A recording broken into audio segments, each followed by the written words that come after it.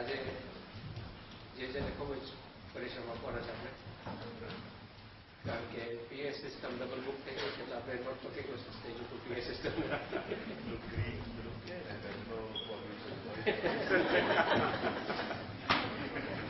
એટલે green effect હવે વધારે પડતી પેલા સેવિંગ ઇલેક્ટ્રિસિટી. આપણે આરંભ શરૂઆત કરીએ તે પહેલા પૂજ્ય શ્રી જયજીને વિનંતી કરું શ્રી મહાપ્રભુજીને મારા નથી.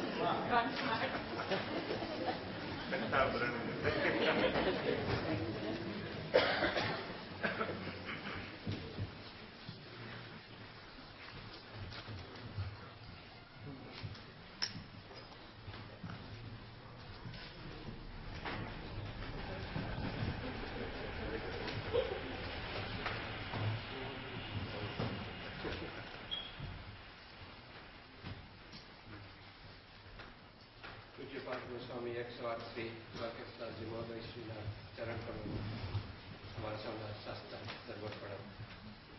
સર્વવલ્લભીય વૈષ્ણવ અને ભગવત સ્મરણ. વૈષ્ણવ સંઘ ઓફ યુકે ખૂબ આનંદ અનુભવતા આપ સર્વેનું આજના સ્પેશિયલ સત્સંગમાં સ્વાગત કરે છે. ફરી એકવાર આપણે સર્વે અહીં એકત્રિત થયા છીએ પૂજ્ય શ્રી જયજીની મધુરવાણીનો લાભ લેવા માટે. ભક્ત ભગવાન અને ભક્તિ આપશ્રીના વચનામૃતની રસ વર્ષામાં આપણે સૌ વિંધાય છે. ખાસ કરીને યુકેમાં આ વિષય પર પ્રથમવાર વૈષ્ણવોને લાભો મળી રહ્યો છે. ગયા વર્ષે મે મહિનામાં આપણે પુષ્ટિ 5 તત્વ મહોત્સવમાં આપશ્રી અમને જે આનંદ કરાવ્યો હતો તેમાં હજી પણ સર્વભગ્ન થયેલા છીએ. આ વખતે ફરી પણ અમે આપશ્રીના ઋણી છીએ કે ઓસ્ટ્રેલિયાની લાંબી સફર પર ભારતમાં ફક્ત 3 દિવસ ફેમિલી સાથે રહી અને પછી આપ અહીં પધાર્યા છો અને અહીંથી પછી અમેરિકાની ધર્મ પ્રચાર યાત્રા માટે 2 દિવસમાં અહીંથી વિજય થશો. આપશ્રીને જે ખૂબ જ ઈચ્છા છે કે યુકેમાં પ્રથમ શુદ્ધ પુષ્ટિ માર્ગી હવેલીની સ્થાપના થાય તે અમે પણ ખૂબ આતુરતાથી રાહ જોઈએ છીએ. તે બાબત કામ ઘણું આગળ વધી રહ્યું છે. જે વૈષ્ણવોને આ શુભ કાર્યમાં જોડાવવું હોય તે અમારા વૈષ્ણવ સંઘ યુકેના ડેસ્ક ઉપર કોન્ટેક્ટ કરશો. ખુશીની વાત એ છે કે મીનાબેન પોપટ પરિવાર તરફથી યોજાયેલ શ્રીમદ ભાગવત કથા તેના લિફલેટને ડિટેલ્સ આપણે ડેસ્ક ઉપર છે. તારીખ 30 જુલાઈથી 6 ઓગસ્ટ યોજાયેલ છે. આપણે વધુ વિગત પૂછે છે જે આપશે, પણ એ કથાનું બધું જ ફંડ જે કંઈ ત્યાંના પ્રોસીડ આવશે તે પોપટ પરિવારે હવેલીના પ્રોજેક્ટ માટે ડોનેટ કરશે.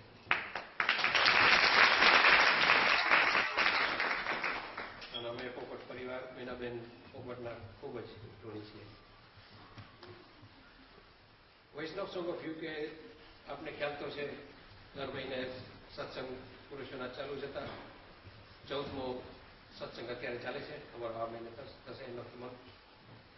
અમારી વેબસાઇટ જેની ડિટેલ્સ પર ડેસ્ક ઉપર મળશે તેમાં બધી વિગત ખૂબ જ વિગતવાર બધી ઇન્ફોર્મેશન મળે છે. ખુશીની વાત એ છે કે લેડીઝ ડિવિઝનની શરૂઆત પણ થઈ ગઈ છે અને છેલ્લા 2 મહિનાથી આ તે સત્સંગ પણ શરૂઆત એક્ટિવલી ચાલુ છે. જે લેડીઝ જોઈન ના થયા હોય તે આજે પ્લીઝ, અને જેન્ટ્સ માટે એપ્લાય થાય છે, તે અમારા વેબસાઇટ ઉપર ખાલી તમારું ઈમેલ એડ્રેસ આજે આપતા જજો અને એનું અપડેટ તમને દર મહિને મળતું રહેશે. આજના સત્સંગમાં કોઈ ખર્ચો એવો ના થાય કે જે આપણી ચેરિટીને ઇફેક્ટ થાય. તેના માટે અમે આભારી છીએ 3 વૈષ્ણવ ફેમિલીનો કે જેઓએ આ બધો ખર્ચો ઉપાડી દીધો છે. હોલ અને હાયર માટે કિરણબેન મુકેશભાઈ ઠકરાર, સ્ટેજનું ડેકોરેશન, સ્ટેજમાં જે કંઈ જરૂરિયાત છે એના માટે જ્યોત્સનાબેન બટુભાઈ રાય હતા, અને લાઇટ રિફ્રેશમેન્ટ્સ આપણે આજે જોતું એના માટે લાખન કર્યા. તે ઉપરાંત અમે આભારી છીએ લોહાણા કોલેજ નોર્થ લંડન, આજની આપણી સગવડ બદલ. બધા જ વોલન્ટિયર્સ, ખાસ કરીને ગુરુભાઈ કોટેચાની ટીમ, જ્યોતિબેન અને ગિરીશભાઈ, અને અમારા વૈષ્ણવ સંઘના કમિટેડ મેમ્બર્સ. ફરીથી આપશ્રીને અમારા સૌના કોટી કોટી ધન્યવાદ પ્રણામ અને વિનંતી કરીએ કે એકવાર ફરી આજની સાંજ આપની અમૃત વર્ષામાં અમને ડૂબાડી દેશો.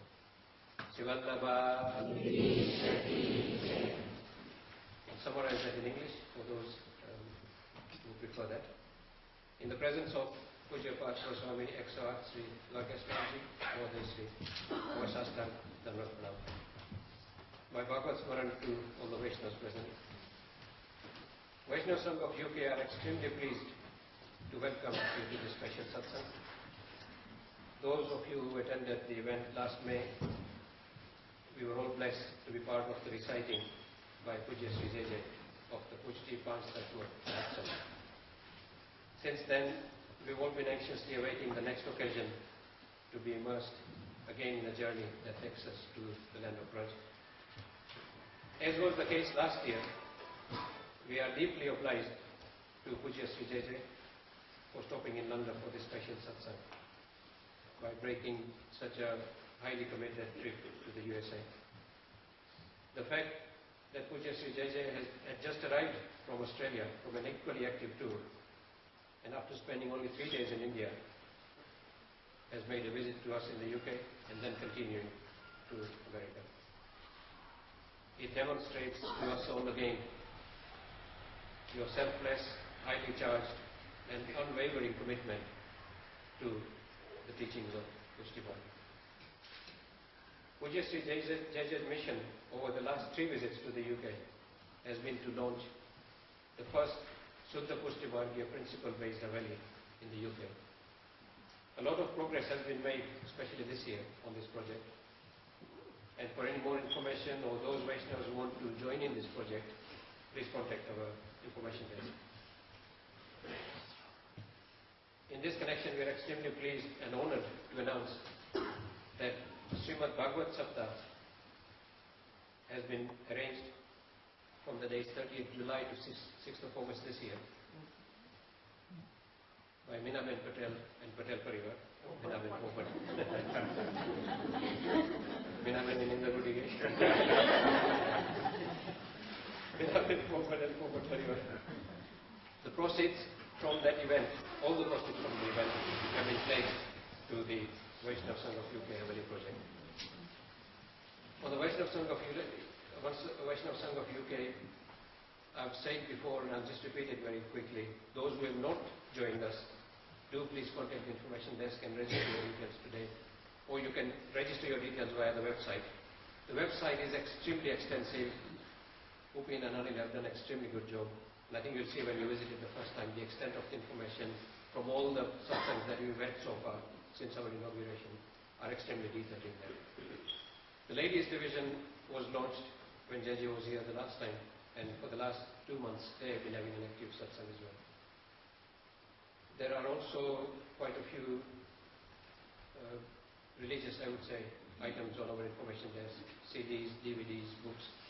One in particular that I would like to highlight is the one that Vaishnava Sangh has, in conjunction with Krishnadas. I'm sure you all heard Krishnadas at the Saptah and also the May event that we had last year. It's called Avo Kirtan Sikhiye, It's based on the fact that a lot of us are never sure which pad to sing at what time and in which rag. It starts from Jagadwa Thi Podadwanu, from the time Thakurji wakes up to the time we put Thakurji to sleep. Every pad is in there. It explained with the rag, and you can sing along. It's a karaoke style based CD.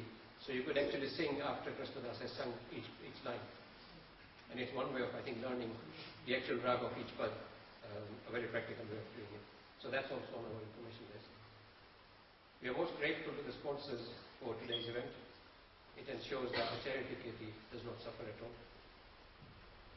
An event like this obviously owes success to a lot of volunteers and dedicated work. And our thanks to the LCNL management, to Vinubai Kotecha and his team, to Josna Ben and Girishbhai, and last but not least, our Vaishnav Sangh members. Once again, we offer our Dandavat Pranam to Sri Jajan and request that we go through our journey into Pushti Marga teachings one more time. Sri Vallabha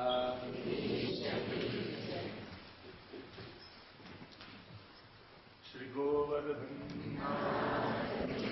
Vallabhadhesh Shyam Sundar Shri Amate Pushti Marg ki मेरे तो आधार है श्री वल्लभ के चरणारविंद मेरे तो आधार है श्री वल्लभ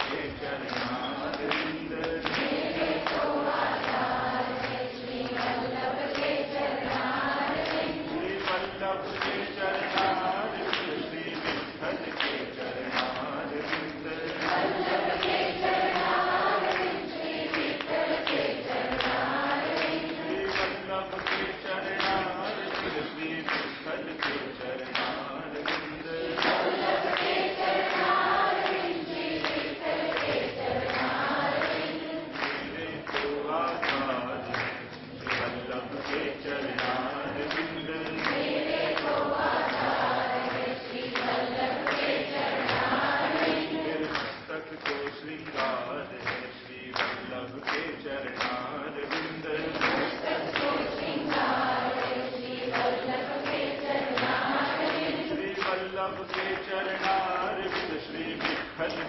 चरणारविंद वल्लभ के चरणारविंद श्री विठ्ठल के चरणारविंद श्री वल्लभ के चरणारविंद श्री विठ्ठल के चरणारविंद वल्लभ के चरणारविंद श्री विठ्ठल के चरणारविंद मेरे तो आधार श्री वल्लभ के चरणारविंद मेरे तो आधार श्री वल्लभ के चरणारविंद मेरे तो आधार श्री वल्लभ के चरणारविंद मेरे तो आधार श्री वल्लभ के चरणारविंद श्री वल्लभ के चरणारविंद श्री विठ्ठल के चरणारविंद वल्लभ के चरणारविंद श्री विठ्ठल के चरणारविंद श्री वल्लभ के चरणारविंद श्री विठ्ठल के चरणारविंद वल्लभ के चरणारविंद श्री विठ्ठल के चरणारविंद मेरे तो आधार श्री वल्लभ के चरणारविंद मेरे तो आधार श्री वल्लभ के चरणारविंद मेरे तो आधार श्री वल्लभ के चरणारविंद मेरे तो आधार श्री वल्लभ के चरणारविंद मेरे तो आधार श्री वल्लभ के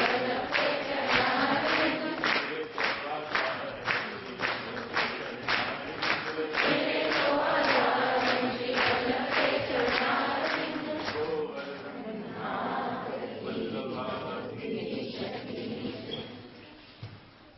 नमो भगवते तस्मै कृष्णायाद्भुत कर्मणे रूप नाम विभेदेन जगत् क्रीडति यो यः सच्चिदानंद रूपाय विश्वोत्पत्त्यादि हेतवे तापत्रय विनाशाय श्री कृष्णाय वै नमः निस्साधन जनोद्धार कर्ण प्रकटीकृतः गोकुले सस्वरूप श्री वल्लभ शरणं नमः योऽन्तः प्रविश्य मवाचमीमां प्रसुप्तां सञ्जीवयत्यखिल शक्तिधर स्वधाम्ना अन्यांश्च हस्तचरणश्रवणत्वगादीन् प्राणान् नमो भगवते ભગવતે પુરુષાય તુભ્યં. ઉપસ્થિત સર્વે આત્મીયજનો, ઘણા સમયથી મારી ઈચ્છા હતી કે એકવાર માઇક વગર કથા કરું.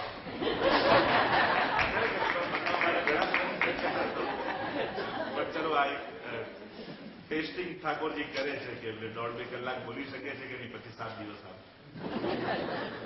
મૂળ વાત, માઇકથી કંઈ સમજાઈ જાય જરૂરી નથી.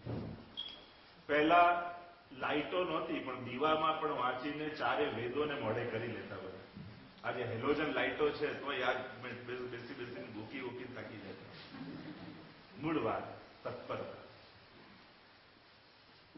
એક ભાવનાઓ મનમાં ઘણી કે લંડન ખાતે, યુકે ખાતે એક સમયને અનુકૂળ વિચારધારાઓ વહેતી થાય.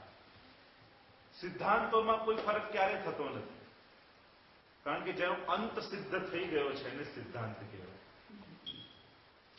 લોજિકથી ધર્મ ચાલતો નથી, સિદ્ધાંતોથી ચાલે છે. એટલે સમય પ્રમાણે સિદ્ધાંતો નથી બદલાતા, પણ એ સિદ્ધાંતોના વ્યવહાર કે આ સિદ્ધાંતને આજના સમયમાં મારા જીવનમાં કઈ રીતે ઉતારવું. અને જો સમય પ્રમાણે સમાજની વિચારધારા ન બદલાય તો સમય એ સિદ્ધાંતોને પાછળ મૂકી દેતો હોય છે.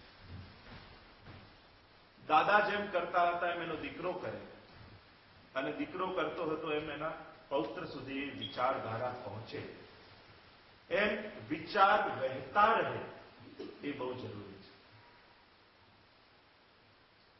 અહીંનો સમાજ આફ્રિકાથી આવ્યો. આફ્રિકામાં 50, 60, 70 વર્ષ, અને ત્યાંથી પછી અહીંયા આવ્યો. એક મોટો ગેપ ભારત સાથે થયો. એટલે ભારતમાં જે 50 વર્ષ પહેલા જે શબ્દો બોલાય છે, ભાષા બોલાય છે, એ સમયે 50 વર્ષ પહેલા જે રીતે રહેતા હતા, કદાચ અત્યારે ભારતમાં એ વસ્તુ નથી જીવાતી, પણ અહીંયા એ વસ્તુ દેખાય છે. આજે પલંગને ખાટલો કહીએ છીએ, ભારતમાં હવે નથી કહેતા. અને થોડું આફ્રિકામાં બી રહીને એના શબ્દો આવ્યા, વ્યવહાર આવ્યો. જૂના લોકોએ એને પકડી રાખ્યું કે આ જ ધર્મ છે અને આ રીતે જ ચાલવું જોઈએ. ખોટા નહોતા, પણ એ વસ્તુને એ રીતે પકડાયું કે શું ના કરાય એ વસ્તુને એટલી બધી રીતે પકડી લીધી કે શું કરાય એ વસ્તુને સમજાવવાનું ભૂલી ગયું. છોકરાને કે આમ ના જવાય, અહીંયા ના જવાય, આ ન થવાય, આ ન કરાય, આમ ન કરાય. પણ છોકરાને એમ ન સમજાવી શક્યા કે આ કર, અહીંયા જાય, આ વેશ, આવું બોલ, જય શ્રી કૃષ્ણ બોલે, પણ દંડવત પ્રણામ બોલ, આટલું કહી દઈએ તોય ચાલે. પણ આપણે એક ટાઈમે પેલાને પકડીને ખેંચીને એવો લઈ જઈએ, તું જે આગળ જય શ્રી કૃષ્ણ બોલે, એમાં કઈ કોઈ અપરાધ નથી. જો ઘણા બધા રૂલ્સ નથી પુષ્ટિ માર્ગના, આ પુષ્ટિ માર્ગનું ડિસિપ્લિન છે. જ્યાં સુધી એ ભેદ નહીં સમજીએ ને ત્યાં સુધી આજની પેઢી, આવતી પેઢી શું વિચારે છે, અને પછી ખોટી માને આ બધા નાસ્તિક, આ લોકોનો તો ભાવ જ નથી, નામ નથી, કોઈ પ્રશ્ન કરે એટલે નાસ્તિક સમજી. બને તો બધા મોબાઈલ સાયલેન્ટ મોડ ની બંધ જ કરી દે, કારણ કે વાઇબ્રેટ મોડ પર પછી આપણે વાઇબ્રેટ થતા એટલે બંધ જ થઈ જાય. તો એક એવી સમાજની એવી પરિસ્થિતિ જ્યારે અહીંયા જોઈ, શ્રદ્ધામાં કોઈ સંશય નથી. બધા જૂના લોકો કરે છે એ પણ સાચું છે, પણ એ સાચું છે એ વાત આવતી પેઢીને આપણે સમજાવી નથી. તો જ્યારે પણ અહીંયા આવવાનું થતું ત્યારે મનમાં એક એવો તાપ રહેતો કે કેમ ભાઈઓ નહીં, કેમ આવતી પેઢી નહીં. એક મનમાં સતત મૂંઝવણ ને તાપ, સમસ્યા, મનમાં આનંદ ના રહેતો કે કેમ આવું. બધે જયારે જોડાઈ લાગે વિશ્વભરમાં કેટલા યુવાનો, ભાઈઓ બધા જોડાઈને થઈ રહ્યા છે, તો મનમાં એક એવો સંકલ્પ હતો કે અહીંયા કંઈક થાય. તો જયારે સપ્તાહ થઈ, નવા લોકોનો મુલાકાત થઈ, મનમાં એવું વૈષ્ણવ સંઘ ચાલે જેથી ભાઈઓ અમારી નજીક આવે, અમને સમજી શકે, અમારી સાથે વાત કરી શકે, એક જે ગેપ હતો કે ના જે જોડે બોલાય નહીં, દૂર રહેવાય, આમ અપરાધ થઈ જાય, દોષ થઈ જાય, આ દોષ કરીને એટલા દૂર કરી દીધા કે ખરેખર અમારી જોડે કોઈ બેસી શકતું નથી, બોલી શકતું નથી વાત. એટલે ખરેખર આ ફેક્ટ છે. હજી એ લોકો ડરે છે કે અમને બોલતા આવડતું નથી. હું તો એમ જ કહું, બોલશો તો ક્યારેક આવડશે, નહીં બોલો તો ક્યારે નહીં. તમે ના બોલો તો હું તમારી જોડે બોલું. ચલો, એમાં કઈ દોષ નથી, એમાં કઈ. અને ઘણી વાર વાંક અમારો બી હતો. નાની નાની વાતમાં વલ્લભપુર એટલે ગુસ્સામાં જાણે 24 કલાક 240 વોલ્ટેજનું પેલું પાવર આવતું, કરંટ લાગી જશે એવા ટાઈમ જાણે આમ જાણે બીક જ એકદમ પેલું આમ જે બેસી ગઈ. ખરેખર એની કઈ જરૂર નથી. અમે કઈ 24 કલાક ક્રોધમાં રહીએ, જરૂરી નથી. તો મૂળ વાત, હું જો ક્રોધમાં આવું તો તમને શાંતિ રાખવાનો કઈ રીતે ઉપદેશ આપી શકું? તો એક એવી પ્રકાર આ મન દુખતું શું અમે બસ આ રીતે જ છે, કઈ રીતે પધરાવ નહીં કરે. વલ્લભપુર આવેલ આરોગ ગાવાની ચિંતા બહુ મોટી છે. 24 કલાક એને આરોગ ગાવીશું શું એમાં જ જતું. એમનું 5 મિનિટ બેસીને સત્સંગ કે કોઈ ક્વેશ્ચન ના પૂછે, કઈ ના કરે, બસ જે આવે એટલે શું આરોગ આવીશું. એટલે આ ખાવા પીવા હાથ ધોવામાંથી બહાર ના આવ્યા એમાં શું. એટલે ખરેખર આમ વિચારીને તો આપણને બધાને હસવું આવે, પણ છેલ્લે આપણે બધા કરતા એ જોઈએ છીએ. મૂળ વાત એ બધામાંથી બહાર નીકળી આપણા બાળકોને આપણા ધર્મ શું છે, શું મહાપ્રભુજી કહે છે, કેમ આ વાતને આપણી આવતી પેઢીમાં લઈ જઈશું, એ બધી ચર્ચાઓ આપણા ગુરુજનો સાથે આપણે કરી છીએ. અને અમે લોકો બી એવા જુનવાણી રહ્યા કે આ લોકો તો માનતા નથી, નાસ્તિક છે, એમની આગળ વાત કરવી જ નહીં. આપણે તો આપણા પૂરતું રાખવાનું. આપણો વિચાર આપણી આવતી પેઢીને ન આપવો એ ખરેખર મા બાપની ક્ષતિ છે. તમે કઈ રીતે વૈષ્ણવ થયા? કારણ કે તમે તમારા મા બાપને જોયા છે. શું તમારા બાળકો તમને આ રીતે જુએ છે? નથી જોતા. અને એક કેન્દ્ર સ્થાન આપણે અહીંયા બનાવી ન શક્યા, શુદ્ધ પૃથ્વી માર્ગી હવેલી. એટલે છોકરાને એમ કહ્યું કે તું અહીંયા ના જઈશ, પણ ક્યાં જાય એ સ્થાન આપણે નિર્માણ ન કરી શકીએ. અને ખેલદિલીપૂર્વક કહું તો અત્યાર સુધી જે પણ લંડનમાં થયું યા યુકેમાં થયું એનો લાભ યુકેના સમાજને ના મળે. જે થયું ભારત માટે, આના માટે, એના માટે.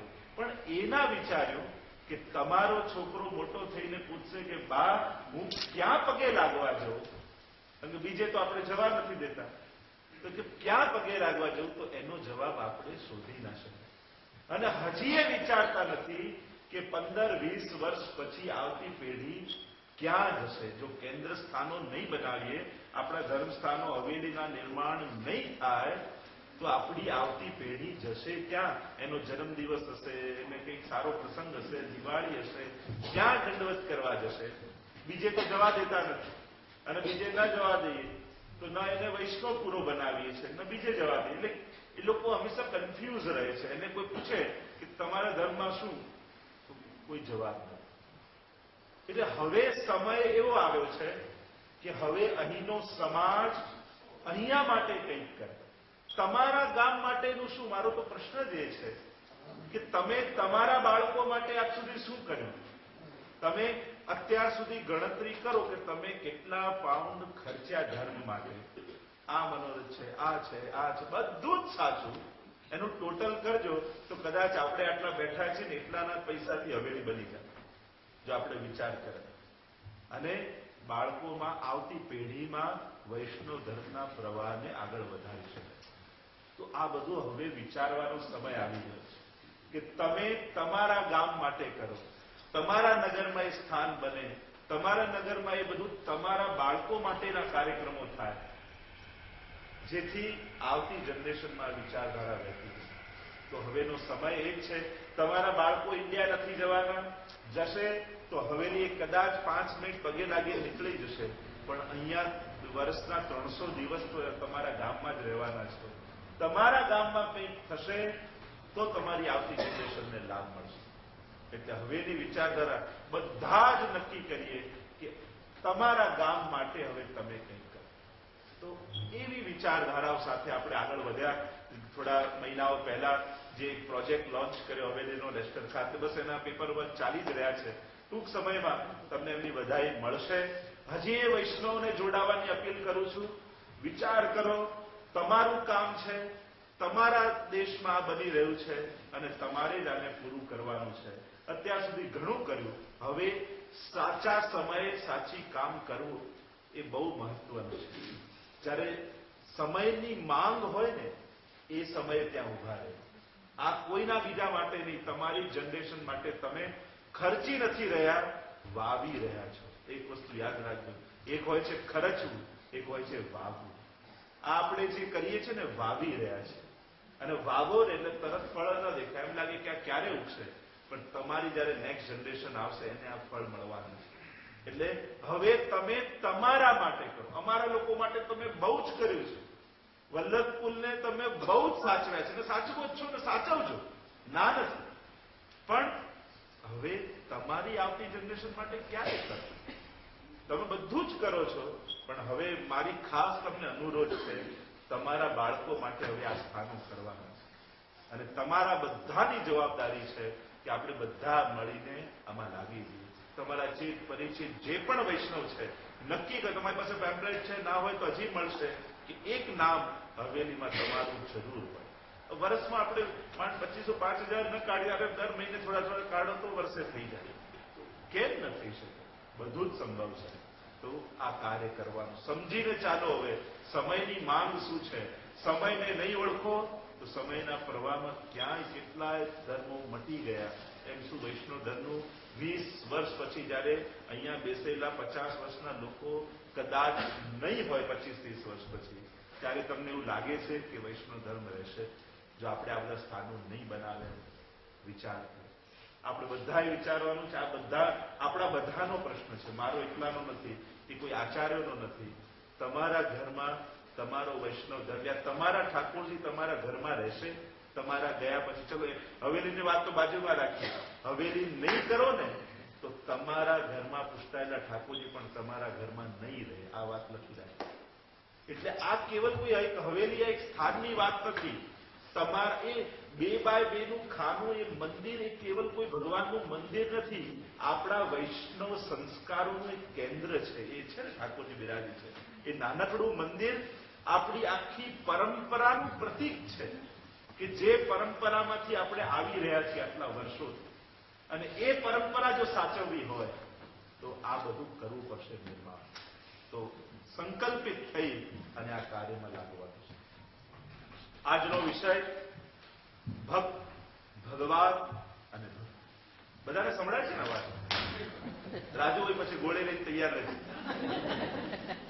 એમ તો વાંધો નથી, મારો મનોરથ જ હતો એકવાર કે માઇક વગર કરું. કારણ કે સુખદેવજીએ જયારે કથા કરી ત્યારે તો કોઈ માઇક નહોતું, ત્યારે હજારો લોકો, આખો પંડાલ ભરાયેલો હતો, છતાંય સંભળાય. તો કેમ નથી? સુંદર વિષય છે. અને આ ત્રણેય શબ્દોથી આપણે બધા જ પરિચિત છીએ. ભક્ત, ભગવાન અને ભક્ત. દ્રષ્ટા, દ્રશ્ય અને દ્રષ્ટિ.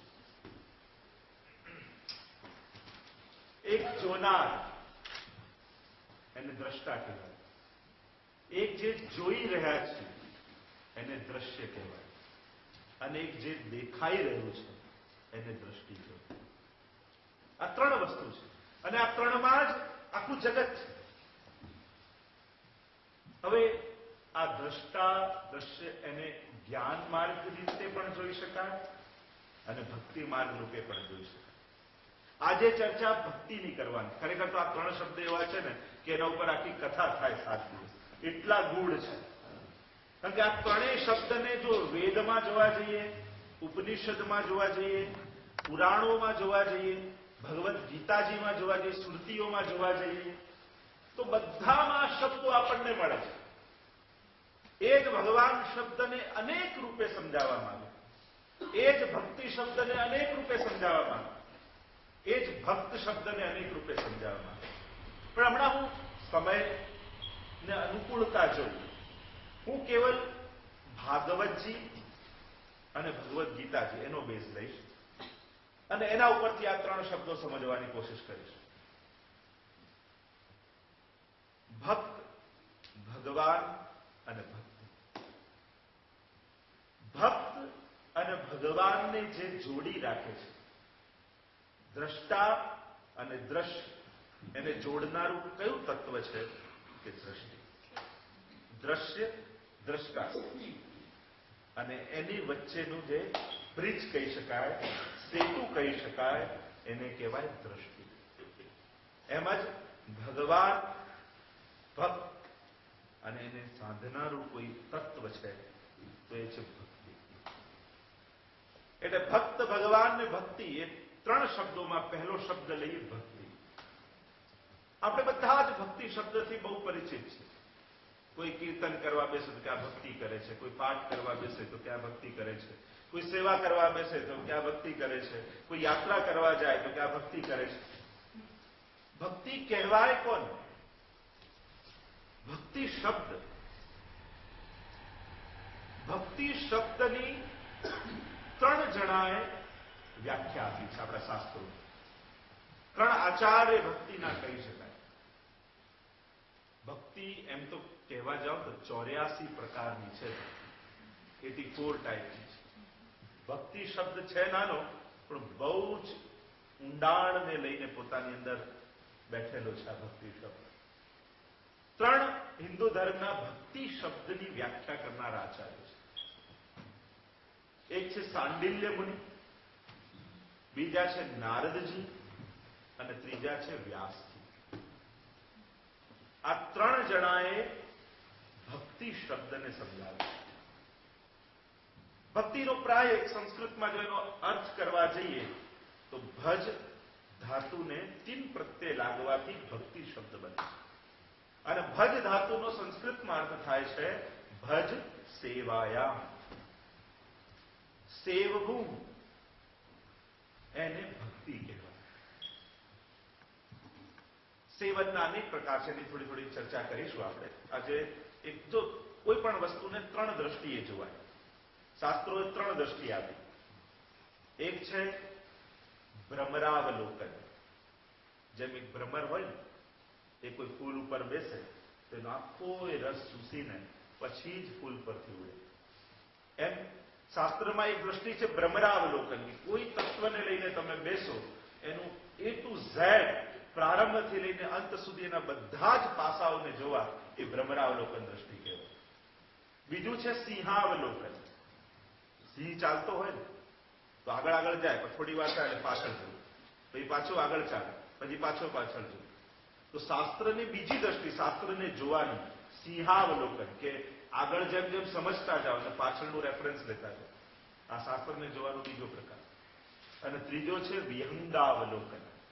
આકાશમાં ઉપર જે સમડી યા ગીધ ઉડતું હોય, વિહંગ એટલે પક્ષી ઉડતું હોય, અને ઊંચે ઉડે છે આકાશમાં, પણ નીચે કોઈ કામની વસ્તુ જુએ એટલે એકદમ નીચે આવે, પકડે, પાછું આકાશમાં. આને કહેવાય શાસ્ત્રને જોવાની ત્રીજી દ્રષ્ટિ વિહંગાવલોકન. જેમ પેજ ફેરવતા જઈએ, કામનું લાગે અંડરલાઈન કર્યું, પાછો પેજ આગળ કર્યું, પાછું કઈ કામનું દેખાયું, તરત આખી નજર ફેરવી.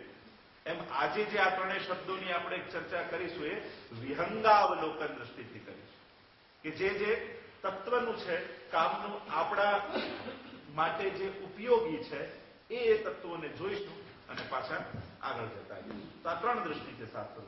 તો આજે આપણે આ ત્રણેયને વિહંગાવલોકનનું કહીશું. ભક્તિ શબ્દ આ ત્રણ જણાએ વ્યાખ્યા કરી. સાંડિલ્ય મુનિ, સાંડિલ્ય સૂત્ર છે. બીજું છે નારદજીના ભક્તિ સૂત્રો છે, એમાં નારદજીએ કરી. અને ત્રીજી વ્યાખ્યા શ્રી વ્યાસજીએ કરી. તો આ ત્રણેયની વ્યાખ્યાની થોડી થોડી ચર્ચા કરીશું. ભક્તિ શબ્દને જો સમજવો હોય, નારદજીનું ભક્તિ સૂત્ર અદ્ભુત છે. ભક્તિમાં કઈ રીતે પ્રવેશ થાય, ખરેખર નારદજીનું ભક્તિ સૂત્ર જોવા જેવું છે. તમે નહીં વાંચો, મારી મનમાં બહુ જ હતું. હું માસ્ટર્સ જયારે MA કરતો ને ત્યારે યુનિવર્સિટી લાઇબ્રેરીમાં જતો, ત્યારે ફરીને મળે નહીં મને આ નારદજીના ભક્તિ સૂત્ર. તો કરવું કે શું કરવું, આ તો તમે અંગત છો એટલે કહું છું, બાકી બીજા કોઈ કહેતા નથી. તો યુનિવર્સિટીમાં મને મળે નહીં બુક, અને યુનિવર્સિટી લાઇબ્રેરીમાં જવું અને ત્યાં પડ્યું એટલે રોજ મારું મન થાય કે આ લઈ જવું તો ઘરે. અરે ખરેખર એક દિવસ એવું થયું કે મોટી બુક લીધી, એમાં નાની બુક આ નારદ ભક્તિ સૂત્ર આ તમે તમે ઘરના છો એટલે કોઈને કહેતા નહીં કે દીદી આવો. પણ રોજ મારું મન ખરેખર એટલું લલચાય નારદ ભક્તિ સૂત્ર વાંચીને, અને ક્યાંય બુક મળે નહીં. આટલી નાની વાત, એટલી સરસ બુક હતી તો હું ખરેખર ઘરે લઈ આવેલો. પછી પાછું જયારે હમણાં 2 વર્ષ પહેલા મેં એમ કીધું તો નહીં ચોખવટ, પણ મેં કીધું મારે ડોનેટ કરવી છે. આ તો આપણી અંગતની વાત છે. એટલા સુંદર છે મૂળ કહેવાનો કે ભક્તિ તત્વોને સમજવું હોય તો આ નારદ ભક્તિ સૂત્ર વાંચવું બહુ જ અદભુત, બહુ જ સુંદર છે. તો આ 3 જણાએ વ્યાખ્યા કરી. સાંડિલ્ય મુનિએ વ્યાખ્યા કરતા, ભક્તિની વ્યાખ્યા કરતા કહ્યું, સા પરાનુરક્તિ ઈશ્વરે. ભક્તિનું ડેફિનેશન કહ્યું સાંડિલ્ય મુનિએ, સા પરાનુરક્તિ ઈશ્વરે. ઈશ્વરમાં પરમ અનુરક્તિ, પરમ પ્રેમ, એનું નામ ભક્તિ છે. એવો પ્રેમ જાગવો કે જેની પાછળ બધું છોડી શકાય. આ સાંડિલ્ય મુનિની વ્યાખ્યા સંક્ષિપ્ત. બીજી વ્યાખ્યા છે નારદ મુનિ, એમના ભક્તિ સૂત્રો છે અને બહુ જ સુંદર નારદજી સમજાવ્યું છે. સાતુ અસ્મિન પરમ પ્રેમ રૂપા અમૃત સ્વરૂપા છે. નારદજી વ્યાખ્યા કરતા કહ્યું, સાતુ અસ્મિન પરમ પ્રેમ રૂપા. ભગવાનમાં સાતુ અસ્મિન, ભગવાનમાં પરમ પ્રેમ રૂપા. પરમ પ્રેમ. તો પ્રેમ તો ઘણી બધી જગ્યાએ આપણને હોય છે અને પ્રેમ શબ્દને ઘણીવાર આપણે એમ આ અઢી અક્ષર છે ને સમજવા બહુ અઘરા છે. જો પ્રેમ છે, બ્રહ્મ છે, લગ્ન છે, આ જે અઢી અક્ષર છે ને ઓલવેઝ એને સમજવું બહુ, એને નિભાવવું કઠિન. આ બધું કઠિન છે. એમ પ્રેમ શબ્દને સમજવો બહુ જ વિશાળ છે. પ્રેમ ખરેખર તો કોઈને હોતો જ નથી. પ્રેમ તો પામવાનો હોય છે. પ્રેમ છે ને એ એચીવ કરવાનો છે. આ કરતા કરતા એ બિંદુએ પહોંચાય છે. ગોપી પ્રેમ કી ધ્વજા. જો પ્રેમ એટલે જ ભક્તોએ કહ્યું કે આ પ્રેમની ધ્વજા ગોપીજનો. પ્રેમ કોને કહેવાય?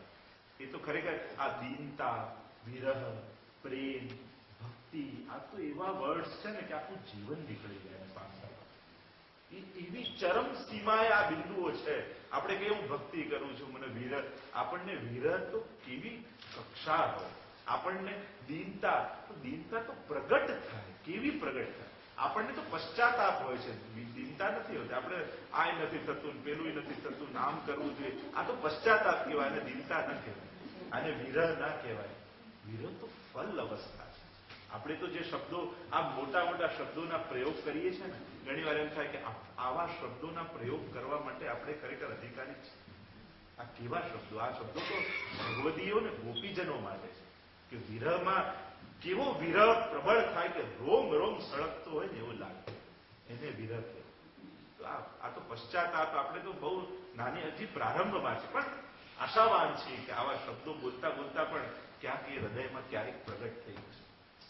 તો આ સાતુ અસ્મિન પરમ પ્રેમ રૂપા અમૃત સ્વરૂપા છે. જે પરમ પ્રેમ રૂપ છે પરમાત્મામાં, સાધારણ પ્રેમ નહીં, પરમ પ્રેમ, કે જે પ્રેમ ને પ્રાપ્ત કર્યા પછી યન લબ્ધ્વા પુમાન સિદ્ધો ભવતી અમૃતો ભવતી અતૃપ્તો ભવતી. નારદજી કહે છે કે એવો પ્રેમ કે જેને પામ્યા પછી સિદ્ધો ભવતી, એ પ્રેમ એવો પ્રગટ થઈ જાય જાણે એમ લાગે કે સર્વ સિદ્ધિઓ ચરણોમાં આવી ગઈ. અમૃતો ભવતી, અમૃતરૂપ થઈ જાય. માણસ મરે પણ પ્રેમ સદા જીવંત રહે. અમૃત સ્વરૂપ. યદ્લબ્ધ્વા પુમાન સિદ્ધો ભવતી અમૃતો ભવતી તૃપ્તો ભવતી. પરમ તૃપ્તિનો જેમાં અનુભવ થાય. પ્રેમી મળ્યો, વસ્તુ મળી કે ન મળી, એ જેમાં પ્રેમી ગૌણ થઈ જાય ત્યારે જ પ્રેમ પરાકાષ્ઠાએ પહોંચી. ત્યારે જ પ્રેમ પરાકાષ્ઠાએ પહોંચે. આપણા વાર્તા પ્રસંગમાં પણ આવે છે કે ગુસાઈજીને બહુ ઈચ્છા કે ઠાકોરજીને એકવાર ગિરધરજીને ગુસાઈજી પલ્લું ઝુલાવતા. નંદ મહોત્સવનો દિવસ, નવનીતલાલને પલ્લામાં પધરાવીને પલ્લું ઝુલાવે અને ગુસાઈજીના નેત્રોમાં આંસુ દેખાયા અને દડ દડ કરીને ગુસાઈજીના નેત્રોમાંથી અશ્રુપાત થાય ગિરધરજી આપના લાલજીએ કહ્યું કે કાકાજી, આવો સુંદર દિવસ છે, નંદ મહોત્સવ, પલ્લા ઝૂલી રહ્યા છે નવનીત લાલ, અને આપના આંખમાં આંસુ કેમ? ત્યારે ગુસાઈજીએ કહ્યું કે બાબા, તાપ મનમાં એ છે કે નંદ મહોત્સવનો દિવસ છે અને સાદું લાકડાનું પલ્લામાં નવનીત લાલ ઝૂલે છે. મનમાં એવો ભાવ છે કે સોનાનું રત્નજડિત પલ્લું સિદ્ધ કરાવું અને મારા નવનીત લાલ એમાં જ થયું કે આવતા વર્ષ સુધીમાં ઠાકોરજી મનોરથ પૂરો કરશે. અને સંજોગ એવા બન્યા અને નંદ મહોત્સવનો બીજા વર્ષે દિવસ આવ્યો. સુંદર રત્નજડિત સોનાનું પલ્લું નવનીત લાલ માટે સિદ્ધ થયું અને ફરી ગિરધરજી અને ગુસાઈજી બંને પલ્લું ઝુલાવી રહ્યા છે. અને ગિરધરજીએ જોયું તો ફરી ગુસાઈજીના નેત્રોમાંથી અશ્રુપાત થઈ રહ્યું. કહ્યું કાકાજી, હવે તો પલ્લું સિદ્ધ થઈ ગયું, હવે કેમ આપના આંખમાં આંસુ? કહ્યું કે હવે તો પલ્લું સિદ્ધ થઈ ગયું, હવે તાપ શેનો કરીશું? હવે તો થઈ ગયું અને હવે તાપ શેનો? આખું વર્ષ ક્યારે નવનીત લાલને પલ્લું થાય, ક્યારે નવનીત લાલને પલ્લું, એમાં આખું વર્ષ ક્યાં જતું રહ્યું પ્રભુના શરણમાં ખબર ન પડી. અને હવે તો થઈ ગયું, હવે તો તાપ શેનો કરીશું? મને પ્રેમ ત્યારે પરાકાષ્ઠાએ પહોંચે જ્યારે પ્રેમી પણ ગૌણ થઈ જાય, ભગવાન પણ જેમાં ગૌણ થઈ જાય ત્યારે ભક્તિ પરાકાષ્ઠાએ પહોંચતી. કહ્યું ને કે બંદગી હૈ અબ અપની ફિતરત, અબ ખુદા હો યા નહીં. કહ્યું કે બંદગી ફિતરત બની જાય, એક સ્વભાવ જયારે ભક્તિ બની જાય ને ત્યારે ભગવાન છે કે નહીં એ પ્રશ્નથી ખલાસ થઈ જાય. કે બંદગી એ અપની ફિતરત, અબ ખુદા હો યા નહીં. એવી બંદગી જયારે ફિતરત બની જાય, પ્રેમ જયારે પરાકાષ્ઠાએ પહોંચી જાય ત્યારે ગોપીઓને હવે એ પણ નથી કે ઠાકોરજી મથુરા ગયા કે દ્વારિકા ગયા.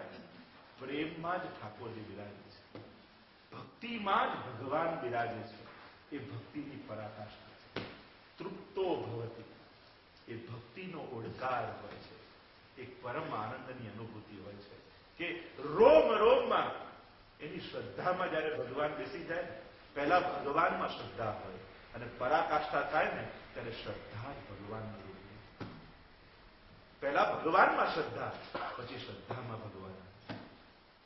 કે એટલો બધો પ્રેમ થઈ જાય કે ખુદા કી કસમ મેં વો બંદા હું બહેર બંદગી, जिसके आगे सिर झुका दूं वो खुदा बन जाए. कि એવી શ્રદ્ધા થઈ જાય કે એક પથ્થરની આગળ પણ મસ્તક ઝુકાવું કે આ મારો ઠાકોર છે તો ત્યાંથી ઠાકોરજી બને. અને વાર્તા સાહિત્યનું પ્રમાણ છે. પેલો વૈષ્ણવ પાછળ પાછળ ગુસાઈજીની પાછળ દોડે, મને ઠાકોરજી પધરાવી દો, ઠાકોરજી પધરાવી દો.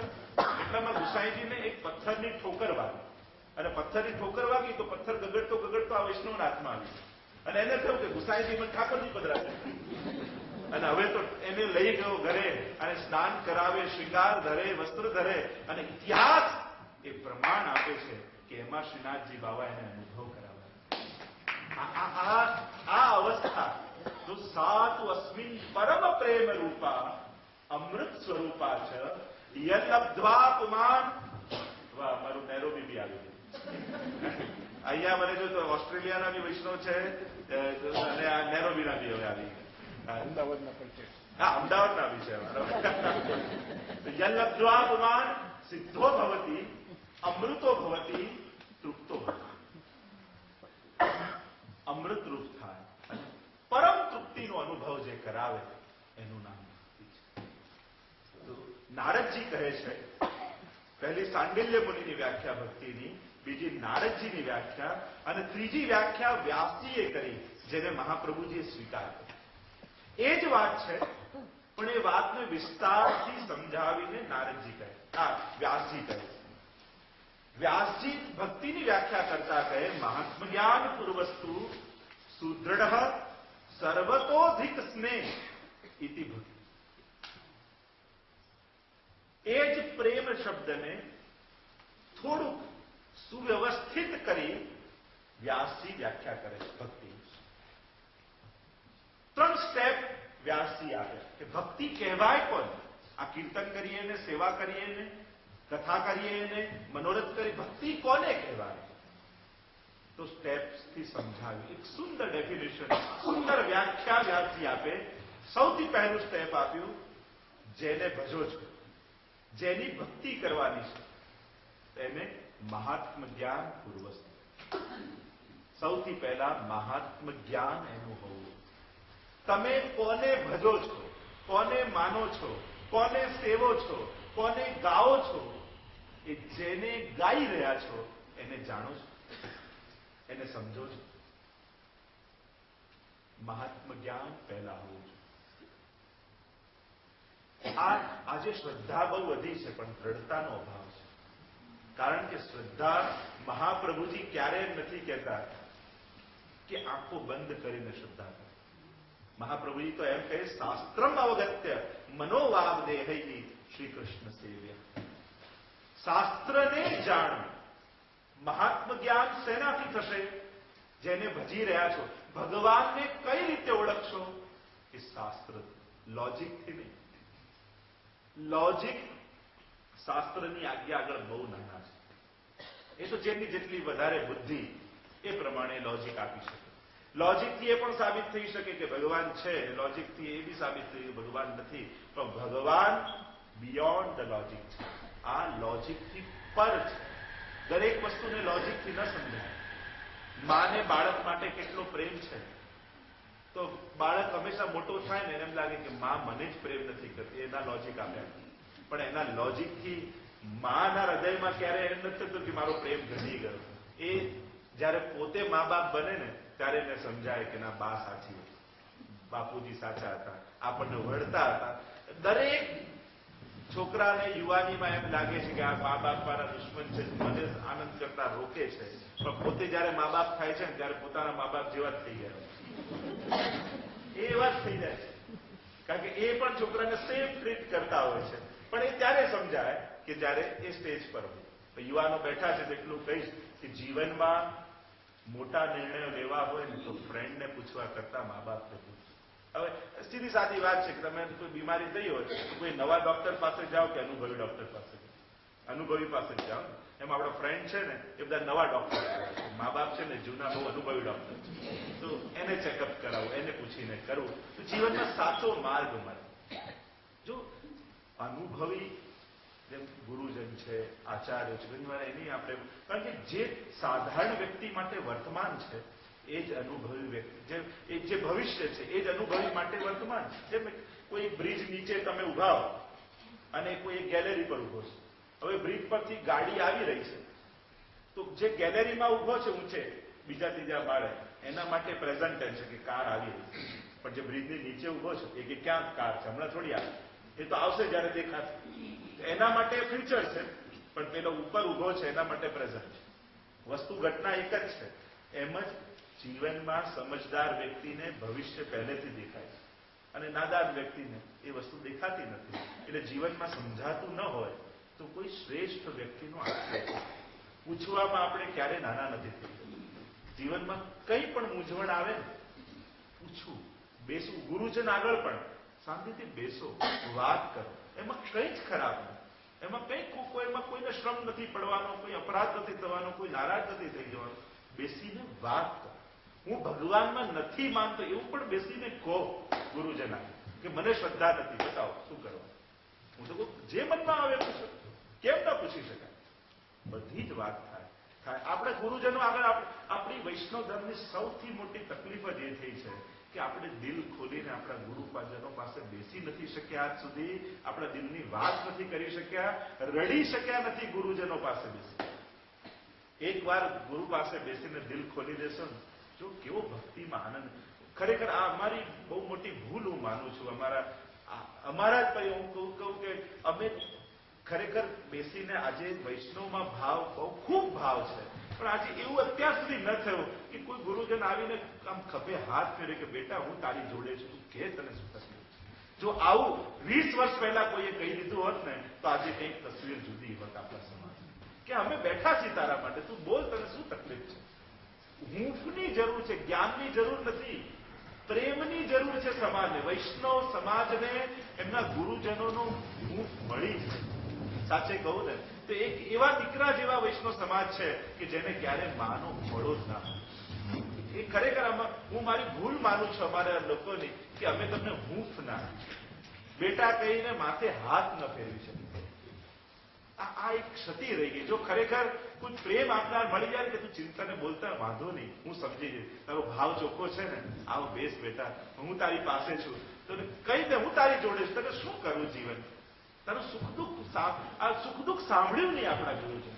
આ એક ક્ષતિ હું ખેલદિલીપૂર્વક સ્વીકારું છું કે અમે તમારા સુખ દુઃખમાં ભાગીદાર નથી શક્યા, અમે તમારી જોડે બેસી ન શક્યા, અને તમે એટલે દિલની વાત ન કરી શકે, એટલે બહુ મોટો ગેપ આવ્યો છે. પણ હવે અમે તૈયાર છીએ, તમે આવો, બેસો, બોલો, કાલે આગળ મૂળ વિષય પર આવો.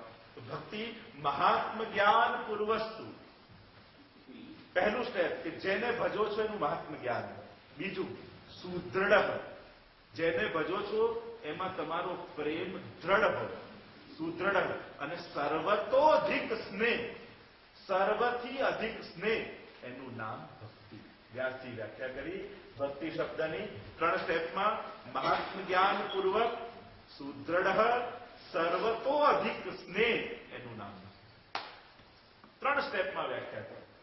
એટલે તમે જે કરો છો એ ભક્તિ છે. પહેલું વાત, જે કરો છો એને જાણો છો, સમજો છો, મહાત્મ જ્ઞાન છે. શ્રીનાથજી બાવાને ઓળખો છો એ કોણ છે, એના સ્વરૂપનું જ્ઞાન છે. આ વસ્તુ સમજવાની. 3 વસ્તુ: સ્વરૂપ જ્ઞાન, સ્વજ્ઞાન અને સેવા જ્ઞાન. આ 3 જ્ઞાન હોવું જોઈએ. તો શ્રીજીને ઓળખ્યા છે, દંડવત તો કરીએ છીએ, પણ એને હજી ઓળખ્યા છે. ઓળખો ને, એને જાણી જાઓ ને, પછી મન ક્યારે ડગે છે. એને આપણે જાણ્યો જ નથી હજી. ઠાકોરજીને હજી પરિચય થયો જ નથી. આપણે તેને જોયો છે, ઓળખતો નથી. ખાલી આંખથી જોઈએ છે, એને સમજ્યા નથી. જે દિવસે પ્રભુને સમજી જશો ને, મનમાં ક્યારે અભાવ નહીં, શ્રદ્ધાવાન રહેશો, આનંદમાં રહેશો. વલ્લભના શરણે જઈ રહી આનંદમાં. શરણાગતિ જ આનંદ આપે છે. ચિંતા જયારે મનમાં પેદા થાય તો માનવું કે હજી શરણાગતિ દ્રઢ. હા, એક ભગવદીની ચિંતા જુદી છે કે હું ઠાકોરજીને ચિંતા ન કરાવું, એમની ચિંતા હું કરું, એ એક વાત જુદી છે. હું તો જીવનમાં હંમેશા એ જ માનું છું કે પ્રભુને ટેન્શન નહીં આપે. જે છે પ્રભુ, અમે દોડવા માટે બેઠા છીએ, વધારે મહેનત કરાવજે, પણ પ્રભુ તું મારી ચિંતા ક્યારેય ન કર.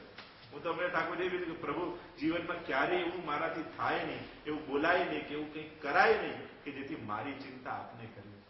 આપણા તો પ્રસંગમાં પણ આવે છે. એકવાર એવો પ્રસંગ આવે કે ચૈતન્ય મહાપ્રભુ ને મહાપ્રભુજી વલ્લભાચાર્ય મળ્યા. બંને જગન્નાથપુરી જતા, આ બંનેમાં ખૂબ આત્મીયતા. એટલે ચૈતન્ય મહાપ્રભુએ કહ્યું કે આ જંગલનો રસ્તો છે, નદી પર્વતો ને વનમાં પ્રભુનું નામ લેતા લેતા જઈશું. મહાપ્રભુજી કહે ના, અમે તો રાજમાર્ગ પરથી જઈશું. પણ એ તો બહુ લાંબો રસ્તો છે. કે ભલે લાંબો રસ્તો, પણ અમે આ મુખ્ય માર્ગ પરથી જઈશું. હવે આ બાજુથી જગન્નાથપુરીના ત્યાં ગામની બહાર ચૈતન્ય મહાપ્રભુ પધાર્યા અને અહીંયા વલ્લભાચાર્યજી પધાર્યા. બંનેનો મેળાપ થયો.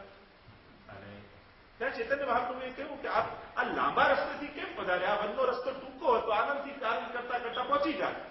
ત્યારે મહાપ્રભુજી કહ્યું તમે પાછળ જુઓ. અને જ્યાં પાછળ વળીને જોયું, સાક્ષાત ઠાકોરજી ઉભા.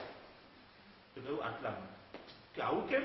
કે જો તમે જંગલના રસ્તેથી આવ્યા અને ત્યાં હિંસક પશુઓ હતા અને ભયાનક બધા જીવજંતુ અને પશુઓ હતા, એટલે તમારી રક્ષા કરવા માટે ઠાકોરજીએ તમારી પાછળ પાછળ આવવું પડ્યું. અમે આવો શ્રમ ઠાકોરજીને કરાવીએ નહીં. અમે તો રસ્તો એવો પસંદ કરીએ કે ઠાકોરજીને અમારી ચિંતા ન કરવી. એટલે જીવનમાં એવા માર્ગ પસંદ કરવા કે આપણી ચિંતા ક્યારે. ઘણા તો ઠાકોરજીને ચિંતા થઈ જાય કે આનું થશે શું, ટેન્શન કરાવી જતા હોય. વાતે વાતે એવા રિસ્ક લે કે પ્રભુને ટેન્શન થઈ જાય કે આનું ઠીક થઈ જાય તો સારું. જીવનમાં એવા માર્ગ ક્યારે પસંદ કરવા નહીં કે જેથી પ્રભુને આપણી ચિંતા કરે. તો મહાત્મ જ્ઞાન પૂર્વસ્તુ. બીજું સ્ટેપ સુદૃઢ, દ્રઢતા પૂર્વકની શ્રદ્ધા. તો અંગલે પગ રાખ્યો ને કહ્યું રાવણને કે પગ હલાવી દે તો સીતાને હારી જાય. અને પેલા બધા વાનરો ગભરાઈ ગયા કે અરે આનું પગ હલાવી દેશે હમણાં. અને બધા ચિંતામાં આવી ગયા. અને રાવણે ખૂબ કોશિશ કરી, એક ઇંચ પણ હલાવી ન શક્યો. અને જયારે આવ્યા ત્યારે બધા વાનર કર્યું અરે આવું કર શરત રખાય કે પગ હલાવી દે તો સીતાને હારી જવું, જો હલી ગયો હોત તો પગ શું થાત? ત્યારે એમને કહ્યું કે શ્રદ્ધા રાખી હોય ને પછી જોતોના વિચાર ન કરવાના હોય, પછી તો ભગવાન જ એને સાચવતા હોય. એમ શ્રદ્ધા રાખો. આપણે પછી વિચિત્રતા એવી, લૌકિકમાં એટલા શ્રદ્ધાવાન હોઈએ, અલૌકિક થાય ને, દુકાન ખોલતા હોય ત્યારે એમ ના થાય કે નહીં ચાલે, ઠાકોરજી પધરાવાના, ઓ પછી કોઈ નહીં માને તો, પછી નહીં સચવાય તો, પછી સૂતક આવશે, હવે તમારી સેવા માટે કોઈને શા માટે મારો છો? લોકોને પહેલો એ વિચાર આવે, સૂતક આવશે તો શું કરીએ? તમારી સેવા માટે કોઈ મરે નહીં, આવે શાંતિથી એમ માનો કે બધું સારું થશે, મરેલો જીવ તો થઈ જશે, સેવામાં શ્રદ્ધા હશે. પણ સેવા પધરાવતા પહેલા એ વિચાર, કોઈ મરી જશે તો? આવું વિચારવાની જરૂર શું? પોઝિટિવ ના એમ નથી વિચારતા, સેવા પધરાવીશ ને બધાએ ઘરના માનવા લાગશે, બધાએ જોડાવા લાગશે. જોજો ને બધી આજ સુધી જેને સેવા પધરાવી એમને કોઈને વાંધો આવ્યો નથી, તો તમને શું વાંધો થવાનો? કોઈને વાંધો નથી, આ બધાનો સચવાઈ જાય. કેમ? જેને સેવા કરે તો સચવાઈ જાય છે કે નહીં? કોઈને કોઈ મરી જાય છે કે નહીં? બધું જ થઈ. મારે તો વૈષ્ણવ સંત તરફથી એવું બી ભવિષ્યમાં હવેલી થશે લેસર ત્યારે એવું ખાસ ચલાવવું છે કે સૂતક પિંડરું આવે ત્યારે ઠાકોરજી ક્યાં પધરાવવા બહુ જ મોટી તકલીફ હોય છે, અને એને કારણે લોકો ઠાકોરજી નથી પધરાવતા. તો સૌથી પહેલી યુકે ખાતે વ્યવસ્થા આપણે એ કરવી છે હવેલીમાં કે સૂતક પિંડરું અડચણ આવે તો એટલા દિવસ ઠાકોરજી એમના ત્યાં હવેલીમાં બિરાજે, અને જેવો એમનો ક્રમ છે ઠાકોરજીનો એ રીતે ત્યાં સેવા મૂક્યા છે. તો આ એક બહુ જ મોટું સોલ્યુશન, અને લોકોને કિંમત આવશે સેવા પદ. ખાલી ઉપદેશ નહીં આપવાના. હું તો હંમેશા પહેલા વ્યવસ્થા ઉભી કરો અને પછી ઉપદેશ આપો. આપણે કે બહારનું ના ખાવ, પણ ગામે ગામ એવી વ્યવસ્થા છે કે ભગવાનને ઘરેલું મળે. પહેલા વ્યવસ્થા ઉભી કરો પછી ઉપદેશ આપો, જેથી ઉપદેશ સાચવવું સહેલું થઈ જાય. એક તો ઉપદેશ એવા અઘરા આપ્યું અને પાછી પ્રતિકૂળતા એટલી બધી બધા, એટલે આમાં લોકો ધર્મને જીવે કઈ રીતે? આપણી તકલીફ જ એ છે. પેલો આવે પુષ્ટિ માર્ગમાં એવા બધા નિયમો બતાવી દે. હવે કોઈ નવા નવાને સ્કૂલમાં લઈ જાઓ, તમે કેજીમાં નવો એડમિશન અપાવતા તો એને કોલેજની બુક બતાવો કે આ બધી બુકો તારે વાંચવી પડશે અને બધું યાદ કરવું, તો પેલો કેજીમાં જાય. કેજીમાં કઈ ને, જો તમે ટીચર ચોકલેટ આપશો, ત્યારે તમે ગેમ રમાડશો, તને આમ બહાલ કરશે, તને તો આમ આપશે, ગિફ્ટ આપશે, અને એમ કરી કરીને સ્કૂલે લઈ જઈએ. તો એમ પુષ્ટિ માર્ગમાં નવો નવો આવતો હોય એટલે કોલેજની બુક નહીં બતાવવાની. આપણે તો પેલું એવી મરજાદી ને એવું બધું બતાવી દે ને, પેલા થાય કે આ તો આપણા કામનું નહીં, આપણને નહીં ફાવે, એટલે તો કે આ આપણે નથી કરવું. કઈ વાત કયા સમયે કહેવાય એ પણ શીખવાનું. બધું જ સાચું છે. કોલેજની બુક ખોટી નથી, પણ કેજી વાળાને ના અપાય, એ બુકો ના બતાવાય, એને તો દૂર રખાય, એને તો રમકડા જ અપાય કે આનાથી રમ, અને રમતા રમતા શીખવાડાય તો એ ફર્સ્ટમાં જાય, સેકન્ડમાં, એ તો શીખે. સીધું પેલું લીધું ગણતો ને એને એવો જ ડરાવી દે. આ બધું શીખવાનું છે. જાણકાર લોકોએ પણ કઈ વાત કયા સમયે કોની આગળ શું કહેવું, આ બધું જ શીખવાનું. નહીં તો સારી વાત પણ આપણી એવી થઈ જાય છે ને કે આખું એનો મિનિંગ ખોટો થઈ જાય. એટલે આ બધું હવે સમય આવી ગયો છે, કઈ વાત ક્યારે ને કોને કયા સમયે કઈ વાત કહેવાય, આ બધું શીખવાનું. कौन सी बात कहां कैसे कही जाती है, इतना सलीका हो तो हर बात सुनी जाती है. એટલે બહુ વાત સરસ વાત કહી કે કઈ વાત, कौन सी बात कहां कैसे कही जाती है, इतना सलीका हो तो हर बात सुनी जाती है. ઘણા લોકો અમારું માનતા નથી ને અમારું સાંભળતા નથી, કારણ કે સારી વાત ખોટા ટાઈમે કહી દો છો. એટલા સારી વાતને સારી રીતે કહેતા આવડવી, એ પણ સારા સમય. બધાની વચ્ચે કોઈનું અપમાન કરી દો તો પછી એને ગમે તેટલો ધર્મના ઉપદેશ આપો, એના ગળે નથી જ ઉતરવા. એકવાર એનો ઈગો હર્ટ થઈ જાય પછી તમે ગમે તેટલું એને કરો એ નથી જ થવાનું, અને પહેલી વારમાં મન તોડી દેશો તો પછી નથી જ થવાનું. સમજો, અમુક વસ્તુ ક્યારે ચૂપ રહેવું ને ક્યારે બોલવું, આ વસ્તુ શીખવાની. હવે આપણને ખબર છે એનો અર્થ એ નથી થઈ ગયો કે કોઈ પણ ટાઈમ એને કહી દેવું. તો આ બધું બરાબર નથી, આવતી પેઢી માટે બરાબર નથી, આવતા સમય માટે બરાબર નથી. આ બધું શીખવાનું, આ બધું સમજવાનું. તો મહાત્મ જ્ઞાનપૂર્વક દ્રઢતાપૂર્વક અને સર્વતો અધિક સ્નેહ. હવે વિચાર કરો, આપણે કહીએ મને ઠાકોરજીની ભક્તિ છે, ઠાકોરજીમાં ભક્તિ છે, મહાત્મ જ્ઞાન છે, સુદ્રઢતા છે, કે કેવો પણ સમય આવે તો આપણી શ્રદ્ધા ડગે, આને દ્રઢતા કહેવાય. આ બે વસ્તુ જીવનમાં સમજી જાય જો શરણાગતિ સિદ્ધ કરવી હોય, જીવનમાં ક્યારે પણ વિપરીત સમય આવે, દુઃખ આવે, વિપરીતતા આવે, તો એમાં પોતાનું કંઈક કારણ દેખાય, પોતાનો હાથ દેખાય. અને જીવનમાં જ્યારે પણ સુખ આવે ને, તો એમાં ઠાકોરજીનો હાથ દેખાય. આ બે વસ્તુ જો સમજાઈ જશે ને, તો જીવનમાં બહુ મોટો માર્ગ પડે. આપણને થાય એવું કંઈક ખોટું થાય, પણ હું મારી જોડે જ આવું કેમ કરો છો? અને સારું થાય, આપણે હોશિયાર છીએ, આપણે આવી મહેનત કરીને, આપણે આમ ઇન્વેસ્ટ કર્યું, આપણે આમ કર્યું, એમાં બધું આપણે ચાલે. એટલે હંમેશા હોય છે ઊંધું. સુખ આવે તો એમાં ઠાકોર, જો 1000 હાથવાળા ભગવાનના દર્શન, એ શું છે કે જીવનના દરેક સારા ઘટનાઓમાં ભગવાનનો હાથ દેખાય ને, એ જ 1000 હાથવાળા પ્રભુના દર્શન. બધામાં એમનો હાથ દેખાવશે. કુંતાજીને એ જ થયું ને કે સ્તુતિ કરતા પ્રભુને કહ્યું કે પ્રભુ, એ જયારે ચીર ખેંચાતા હતા દ્રૌપદીના, ત્યારે મેં જોયેલું કે ખેંચવા વાળાના તો 2 હાથ હતા, ભરવા વાળો 1000 હાથ. જીવનમાં દરેક ઘટનામાં આવા દર્શન કરો કે 2 હાથ વાળો ભલે કંઈક લઈ જાય, કંઈક ઝૂંટવી જાય, કંઈક ખેંચી જાય, પણ 1000 હાથ વાળો આપણી જોડે છે. આપણે 1000 હાથ નથી જોઈ શકતા, પેલા 2 હાથ દેખાય કે એ લઈ ગયો, આપવા વાળો 1000 હાથ વાળો સદાને યાદ. તો સુદ્રઢ અને સર્વથી અધિક સ્નેહ, કે જે સ્નેહ પાછળ બધું જ છોડી શકાય, એનું નામ. હવે ભક્તિ શબ્દની ખૂબ વિશાળ વ્યાખ્યાઓ છે. ભાગવતજીમાં તો આખી ભક્તિ મહારાણીનું જે મહાત્મ્યમાં કથા આવે છે, આ 31 જુલાઈથી આપણી જે કથા 27 પાટીદાર હોલમાં થવાની છે, એમાં ચર્ચા કરીશું. ઉત્પન્ના દ્રવિડે સાહમ વૃદ્ધિમ કર્ણાટકે ગતા ક્વચિત ક્વચિત મહારાષ્ટ્રે ગુર્જરે જીર્ણતા ગતા, કે હું દ્રવિડ દેશમાં હું ઉત્પન્ન થઈ અને કર્ણાટકમાં વૃદ્ધિ થઈ, મહારાષ્ટ્રમાં પૂજાય. આ કોઈ ભક્તિનો જે પ્રસંગ છે એમાં અવલોકન કરીશું. તો આ ભક્તિની મુખ્ય વ્યાખ્યા આ થઈ કે મહાત્મ જ્ઞાનપૂર્વક સુદ્રઢ અને સર્વથી અધિક સ્નેહ છે, એનું નામ ભક્તિ છે. આપણે ઠાકોરજીની ભક્તિ કરીએ છીએ તો આ બધું જ તો અંગો છે. કીર્તન, જે નવધા ભક્તિ જેને કહીએ છીએ, 9 ભક્તિ છે, 9 પ્રકાર, એ આ મુખ્ય વ્યાખ્યાના અંગો છે. કે આવો જે સર્વથી અધિક પ્રેમ થયો, એને પ્રગટ કઈ રીતે કરવો, એ પ્રગટ કઈ રીતે થાય? જો પ્રેમનો સ્વભાવ છે પ્રગટ થવું, આનંદનો સ્વભાવ છે પ્રગટ થવું.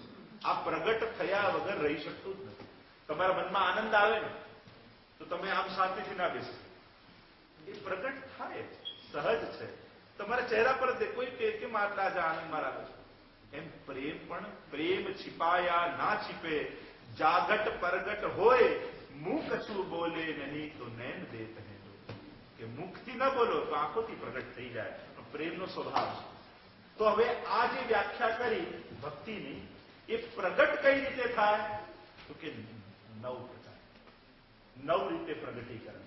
9 એના અંગો છે જે ભાગવતજીમાં પ્રહલાદજી બતાવ્યા. શ્રવણમ કીર્તનમ વિષ્ણોઃ, સ્મરણમ પાદ સેવનમ, અર્ચનમ વંદનમ દાસ્યમ, સખ્યમ આત્મનિવેદન. આ 9 પ્રકારે પ્રગટ થાય. જો પ્રેમ એ જ છે, પણ એનું પ્રગટીકરણનો પણ એક આનંદ છે. જો કેરી એ જ છે, એ જ આંબાને તમે ડાયરેક્ટ ખાઓ, એના કકડા કરીને ખાઓ અને એનો રસ કાઢીને ખાઓ, એ જ આંબો છે, પણ ત્રણેયમાં સ્વાદનો આહલાદ બદલાશે કે? ત્રણેયની ભોગવા જુદી રીતે એને ફીલ કરો છો, એને ભોગવો છો, તો જુદો રસ આવે છે કે? એ જ આંબો એને ડાયરેક્ટ ચૂસો, યા એને કકડા કરો, યા એનો રસ કાઢો, ત્રણેયમાં આનંદની અનુભૂતિમાં ફરક આવે છે કે? આનંદ ત્રણેયમાં આવે છે, પણ ત્રણેયમાં ડિફરન્ટ ટાઈપનો આનંદ આવે છે. એમ ભગવાન એ જ છે, પણ એને અનુભવ કરવો. આ 9 પ્રકાર, 9 પ્રકારનો આનંદ જુદો છે. શ્રવણમ ભક્તિનું પહેલું, 9 પ્રકારની ભક્તિ જે બતાવી, એ રીતે નારદજીએ નારદ ભક્તિ સૂત્રમાં 11 પ્રકારની ભક્તિ બતાવી. ગુણાનુશક્તિ, રૂપાનુશક્તિ, 9 પ્રકારની ભક્તિ, એ 11 પ્રકારની નારદજી બતાવી. અને અહીંયા પ્રહલાદજીએ ભાગવતજીમાં 9 પ્રકારની ભક્તિ બતાવી. હું હમણાં બહુ વિસ્તાર નહીં કરું તો ભક્તિમાં ટાઈમ જતો રહેશે. ભક્ત અને ભગવાન રહી ગયું, એમને રહેવા નથી દેવાનું. તો શ્રવણમ, સાંભળો. કઈ રીતે? મહાત્મ જ્ઞાન પૂર્વક સુદ્રઢ સર્વતો અધિક સ્નેહથી સાંભળો. કીર્તનમ, કઈ રીતે? મહાત્મ જ્ઞાન પૂર્વક સુદ્રઢ સર્વતો અધિક સ્નેહથી કીર્તન કરો. સ્મરણમ, કઈ રીતે? મહાત્મ જ્ઞાનપૂર્વક સુદ્રઢ સર્વતો અધિક સ્નેહ. આ 9 પ્રકારની ભક્તિને 9 પ્રકારે આ રીતે મહાત્મ જ્ઞાનપૂર્વક સુદ્રઢ સર્વતો અધિક સ્નેહ એનું નામ. તો આ જ નવધા ભક્તિ સાધન રૂપ છે. તો આ સાધનથી મળશે શું? તો કહ્યું આ જ ફલાત્મક બની જશે. સાધન છે ને એ જ ફળ બની જવાનું. બીજ છે ને એ જ ફળ બની જવાનું છે. આપણને બીજ વાવીએ ત્યારે ખબર નથી પડ્યું કે આ જ ફળ રૂપે મળો, અને એ જ ફળમાં એ જ બીજ મળવાનું છે. એ જ ફળના ગોઠલી તરીકે એ જ બીજ આવવાનું. તો એમાં સાધન રૂપ છે. સાધન રૂપ શું? ભગવાનની કથાનું શ્રવણ કરું તો મને ભાવ થાય, મને ભક્તિ, મને પ્રેમ થાય. આ સાધન રૂપ શ્રવણ. તો એ જ ફલાત્મક કઈ રીતે બનશે? કે મને ઠાકોરજીમાં એટલો પ્રેમ છે કે એમના કીર્તન સાંભળ્યા વગર રહી શકતો, એમની કથા સાંભળ્યા વગર રહેવાતું નથી. આ ફલાત્મક શ્રવણ. સાધન રૂપ શ્રવણ એ કીર્તન ગાઉં તો મને પ્રેમ થાય, આ સાધન રૂપ કીર્તન. પણ એવો પ્રેમ છે કે ગાયા વગર રહેવાતું નથી, આ ફલાત્મક કીર્તન. સ્મરણ કરું તો મને પ્રેમ થાય, આ સાધન રૂપ સ્મરણ. પણ પ્રેમ એવો છે કે સ્મરણ કર્યા વગર ભૂલાતો જ નથી. એને યાદ કરવાની વાત નથી, એને ભૂલવું જ અઘરું છે. તો આ ફલરૂપ સ્મરણ. એમ આ નવધાએ નવધા ભક્તિ સાધન રૂપ પણ છે અને એ જ ફલાત્મક બની જાય. તો શ્રવણ ભક્તિ, કીર્તન ભક્તિ, સ્મરણ ભક્તિ. સ્મરણમ પાદ સેવનમ, ચરણની ભક્તિ. પાદ સેવન કરું, ચરણ સેવા કરું.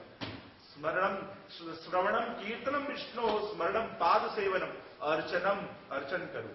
વંદનમ દાસ્યમ, સખ્યમ અને આત્મનિવેદન. આ 9 પ્રકારની ભક્તિ છે.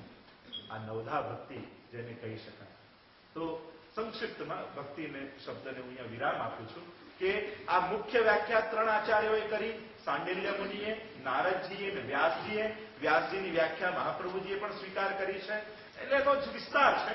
અને મહાપ્રભુજીએ પણ 16 ગ્રંથમાં ભક્તિવર્ધની નામનો ગ્રંથ લખ્યો છે કે આ ભક્તિની વૃદ્ધિ કઈ રીતે થાય. યથા ભક્તિ પ્રવૃદ્ધા સા તથોપાયો નિરૂપ્યતે બીજ ભાવે દ્રઢેતુ સ્યાત ત્યાગાશ્રવણ કીર્તન. આખી બહુ અદભુત ગ્રંથ છે. મારે ધીમે ધીમે તમારો બેઝ તૈયાર કરી અને પછી 16 ગ્રંથ શિક્ષાપદ પુષ્ટિ માર્ગી ગ્રંથો તરફ લઈ જવાય.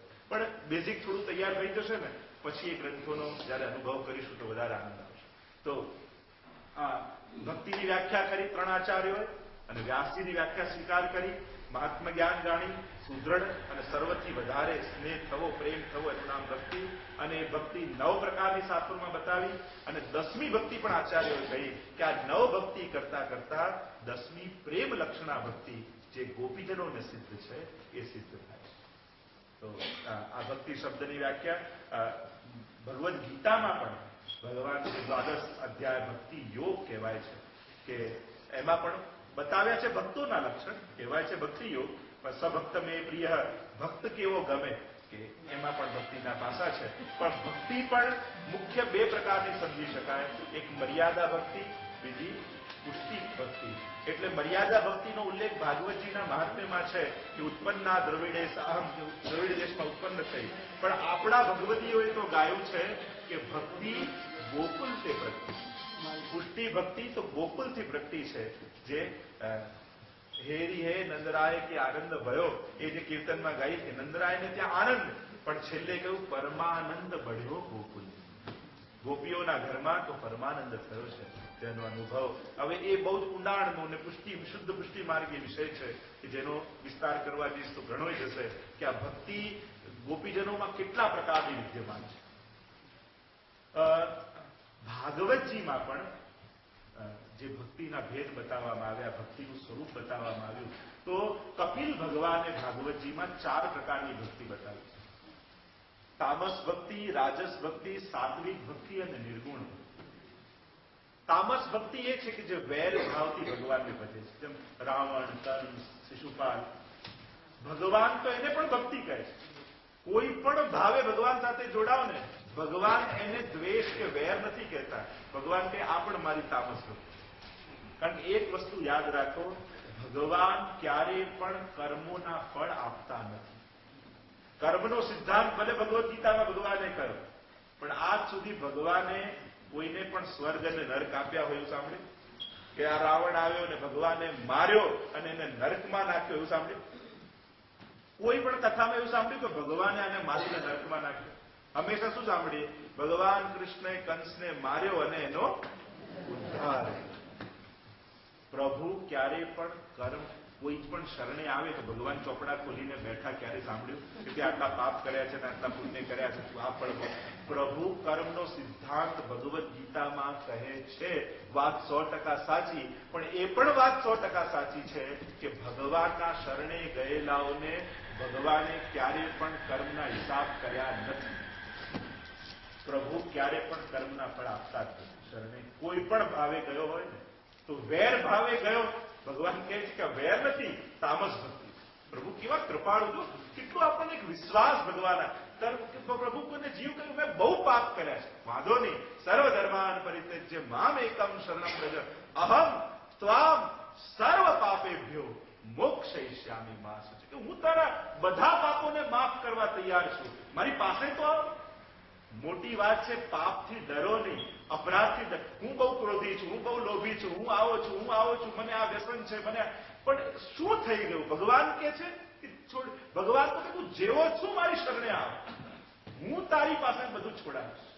તું તારા બળે છોડવાની કોશિશ ન કરીશ, અને આપણા બળે કંઈ થતું નથી. તું શરણે આવ, હું તને તારા બધા અપરાધોમાંથી મુક્તિ.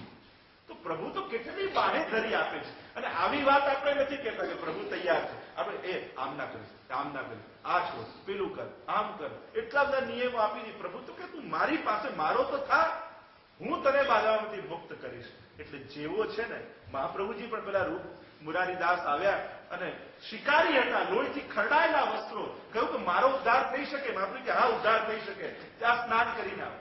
મહાપ્રભુજી એમ કહ્યું, અરે તને આટલા વધ કર્યા છે, નામ કર્યા છે, તને બ્રહ્મ સંબંધ ના થાય, તને આમ ના થાય, તને પેલું ના થાય. મહાપ્રભુજીએ આમ નથી કહ્યું. મહાપ્રભુજી તું દૈવી જીવ છું, જ્યાં સ્નાન કરીને આવ, તું પણ અધિકારી છું ઠાકોરજીની ભક્તિ. મહાપ્રભુ તો સ્વીકાર કરે છે. મહાપ્રભુજી તો અપનાવ્યા છે. જે જીવ જાતિ હોય કોઈ રે, તેને તત્ક્ષણ સર્વે સુખ હોય રે. જેને શ્રી વિઠ્ઠલનાથ વિચારે રે, તેને પ્રગટ પદાર્થ ચારે રે. તેને કાળ કર્મ નવ બાંધે રે, યવતે શિર ધનુષ ન સાંધે રે. એવો માર્ગ શ્રી વલ્લભ વરનો જાન. એકવાર વલ્લભાખ્યાન કરું છું. વલ્લભાખ્યાન બહુ સુંદર છે. એકવાર લંડનમાં આપણે ક્યારેક સમય આવશે ત્યારે વલ્લભાખ્યાન બહુ સુંદર છે. એટલું અદભુત. ગોપાલદાસજી 9 વર્ષના એક બાળક ગુંગા હતા અને ગુસાઈજી ચરવી તાંબુલ કેવું બીડું આપ્યું મુખમાં, અને વેદો અને ઉપનિષદની વાણી એમના મુખમાંથી નીકળી છે. અદભુત છે. ક્યારેક મોકો આવશે ને તો ક્યારેક વલ્લભાખ્યાન પર આપણે આયોજન કરીશું. બહુ બહુ સુંદર છે. આ મૂળ વાત તો મને યાદ અપાવતા નહીં તો આ ભક્ત ભગવાન બધા રહી. તો તામસ ભક્તિ જે વેર ભાવે ભજે, જે રાજસ સકામ ભાવથી જે જાય કે મારે આ વસ્તુ જોઈએ, આ લાલચથી, લોભથી, લૌકિક કામનાથી જાય, ભગવાન પણ એનો દ્વેષ નથી કરતા. એમ નથી કે તું વસ્તુ માંગવા જતો રહે મારી પાસે. ના, પ્રભુ કે તું પણ મારો રાજસ ભક્ત છું. આવી. તો આ ભક્તિના પ્રકાર કહો કે ભક્તના પ્રકાર પણ કહી શકાય. તો રાજસ ભક્તિ આને કહેવાય. બીજું સાત્વિક ભક્તિ, જે મોક્ષની કામનાથી જાય કે મારો ઉદ્ધાર થાય, મારો મોક્ષ થઈ જાય, જન્મ મરણના ફેરામાંથી હું છૂટી જાઉં, એવી ભાવનાથી જે જાય એ પણ સાત્વિક ભક્તિ. અને ચોથી નિર્ગુણ ભક્તિ કહ્યું, જે ગોપીજનોની ભક્તિ, જેને પુષ્ટિ ભક્તિ આપણે કહીએ, પુષ્ટિ માર્ગની ભક્તિ, કે કેવલ પ્રભુને સુખ આપવાની ભાવનાથી જે ભગવાનને પ્રેમ કરે છે. અમારું જે થવું હોય થાય, પણ મારા પ્રભુને સુખ થાય, એવો જે ભાવ એ નિર્ગુણી ભક્તિ કહેવાય. તો આ 4 પ્રકારની ભક્તિ ભાગવતજીએ પણ સમજાય. તો વેદમાં પણ છે, ઉપનિષદમાં પણ ભક્તિના પ્રકાર છે, પણ હમણાં એની ચર્ચા ન કરતા આગળ ભક્તિ બીજો શબ્દ છે ભગવાન. ભજીએ છે પણ કોને? કે ભગવાનને. એકમ સદ વિપ્રા બહુધા વદંતી. પૂર્ણને ભજીએ છે. જેને ભગવદ્ ગીતા જેને ભગવાન કહે છે એને ભજીએ છે. પૂર્ણાનંદો હરિસ્તસ્માત કૃષ્ણ એવ ગતિર્મમ. એવા શ્રી કૃષ્ણને ભજીએ છે. ભગવાન, ધનવાન, કહીને જેની પાસે ધન હોય એ ધનવાન કહેવાય. એમ જેની પાસે ભગ હોય એ ભગવાન કહેવાય. ભગવાન શબ્દને સમજો તો સાવ સરળ. ભગ ને જેણે ધારણ કર્યા છે એ ભગવાન. તો ભગ એટલે શું? ઐશ્વર્ય, વીર્ય, યશ, શ્રી, જ્ઞાન અને વૈરાગ્ય. આ 6 વસ્તુને ભગ કહેવાય. ષટ ઐશ્વર્ય જે ભગવાનના કહીએ છે ને, આને આને 6 ઐશ્વર્યને ભગ કહેવાય. અને આ ભગને જેને ધારણ કર્યા છે એ ભગવાન. ઐશ્વર્ય ભગવાનમાં છે. ઈશ ધાતુ પરથી ઐશ્વર્ય બને. સર્વ જગ્યાએનું શાસન છે. આ ઐશ્વર્ય છે ભગવાન. વીર સૌથી બળવાન, એના જેવું બળવાન બીજું કોઈ એક ભ્રુકુટી ઊંચી કરીને પ્રલય થઈ છે. ઐશ્વર્ય વીર્ય યશ, એનું યશ સર્વત્ર ફેલાય છે. ઐશ્વર્ય વીર્ય યશ શ્રી, શ્રી ભગવાનમાં છે. એના જેવી શ્રી બીજી કોઈ પાસે. ઐશ્વર્ય વીર્ય યશ શ્રી જ્ઞાન, એ સર્વજ્ઞ છે. વૈરાગ્ય બધું જ છે, છતાં એને ક્યાંય આસક્તિ નથી. એ તો સર્વથી પર છે. એ વૈરાગ્ય છે. તો આ ષટ વસ્તુ એને ભગ કહેવાય. અને આ ભગને જેણે ધારણ કર્યા છે ભગવાન. અને જે ભગવદ રૂપ એટલે ભગવદીય કહીએ છીએ ને ભક્તોને, કે ભગવાનનું સ્મરણ કરતા કરતા ભગવાનના 6 ગુણ જેની અંદર આવી જાય એને તાદૃશી, જો પુષ્ટિમાર્ગમાં એક શબ્દ છે તાદૃશી વૈષ્ણવ. એ તાદૃશી કોને છે? તા એટલે સંસ્કૃતમાં તેના, અને દ્રષ્ટિ એટલે એના જેવા. એ તાદૃશી છે જે ભગવત સેવા કરતા કરતા સ્મરણ કરતા કરતા ભગવાન જેવો બની જાય. ભગવાનના 6 ગુણ જેની અંદર આવી જાય, એની વાણી, એનું ઐશ્વર્ય, એનું શ્રી એના સ્વરૂપમાં વિરાજી જાય, એ તાદૃશી કહેવાય. ભગવાન જેવો જે થઈ જાય. એના ચરણને સ્પર્શ કરો તો સાક્ષાત ઠાકોરજીના ચરણ સ્પર્શ કર્યાનું ફળ મળે. એની વાણીને સાંભળો તો એમ લાગે કે સ્વયં ભગવાન. એની વાણી ક્યારે નિષ્ફળ નથી, સ્વરૂપાત્મક બની જાય. આ તાદૃશી પણ. તો ભગવાન એને કહેવાય. હવે આ ભગવાન 3 રૂપે જોવામાં આવે છે આપણે ત્યાં.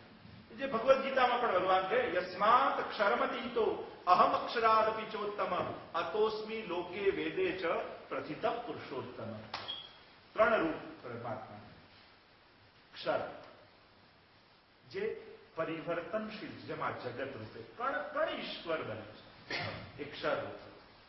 બીજું છે અક્ષર, જે ચૈતન્ય રૂપે આત્મા અંતર્યામી રૂપે જે બિરાજે છે. અને ત્રીજો છે પુરુષોત્તમ.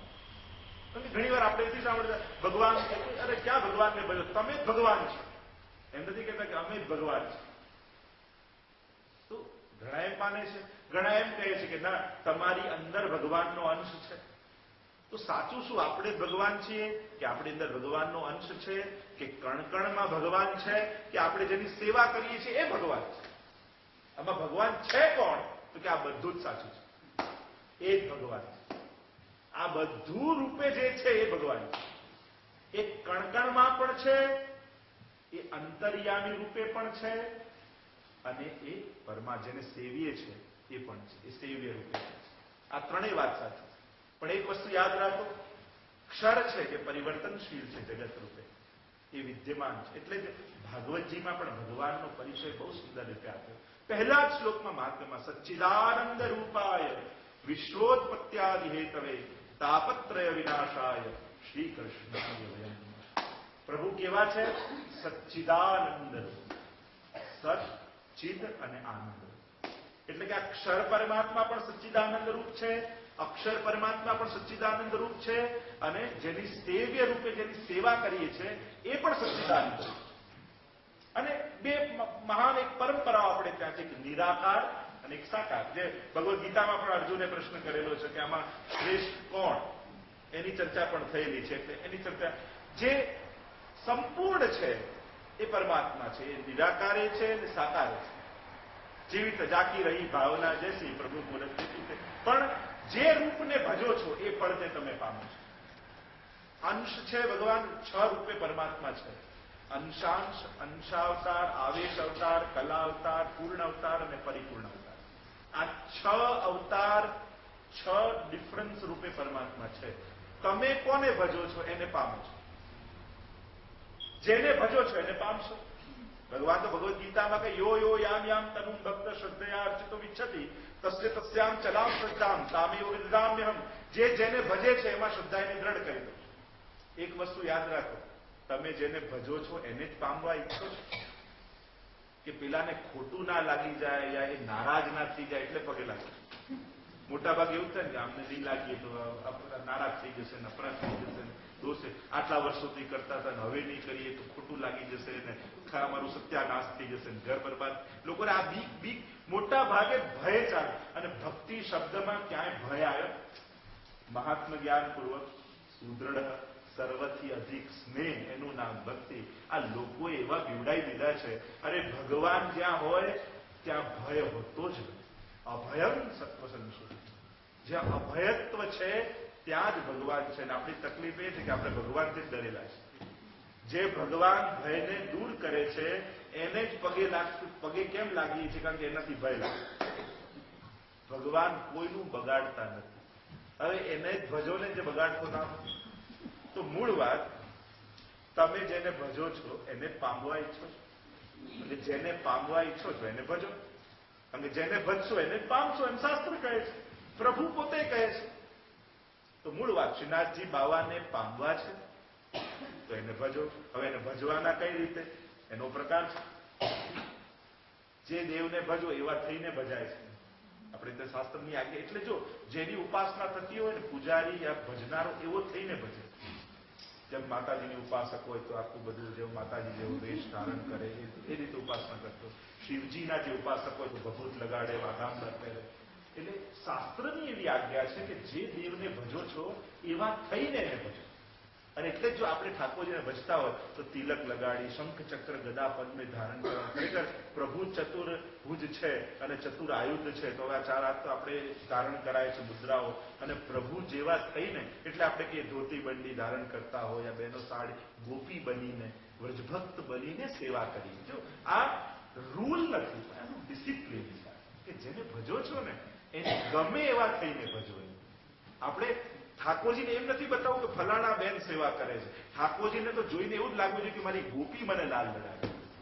અને તો પ્રભુ એ ગોપી તરીકેનું દાન આપણને કરે. આપણે પ્રભુને યાદ નથી અપાવું કે ફલાણા બેન સેવા કરી રહ્યા, ચકડી ધરી રહ્યા છે, અનચકડી. આ બધું યાદ એમને નથી. એમને તો આપણા હાથની સેવા એવી લાગવી જોઈએ કે સેવા રીત પ્રીત બ્રજજન કી જનહિત જગ પ્રગટાઈ પ્રગટ ભય માર્ગ રીત. કે વ્રજભક્ત મને લાલ લડાવી રહ્યો છે એવો પ્રભુને સુખ મળવું જોઈએ.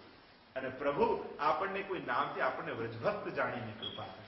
આપણે તો એ જોઈએ છે ને કે મને ગોપી સમજીને ઠાકોરજી કૃપા કરે. મને કોઈ ફલાણા બેન કે ફલાણા ભાઈ સમજીને કૃપા નથી કરવી, ગોપી જાણે.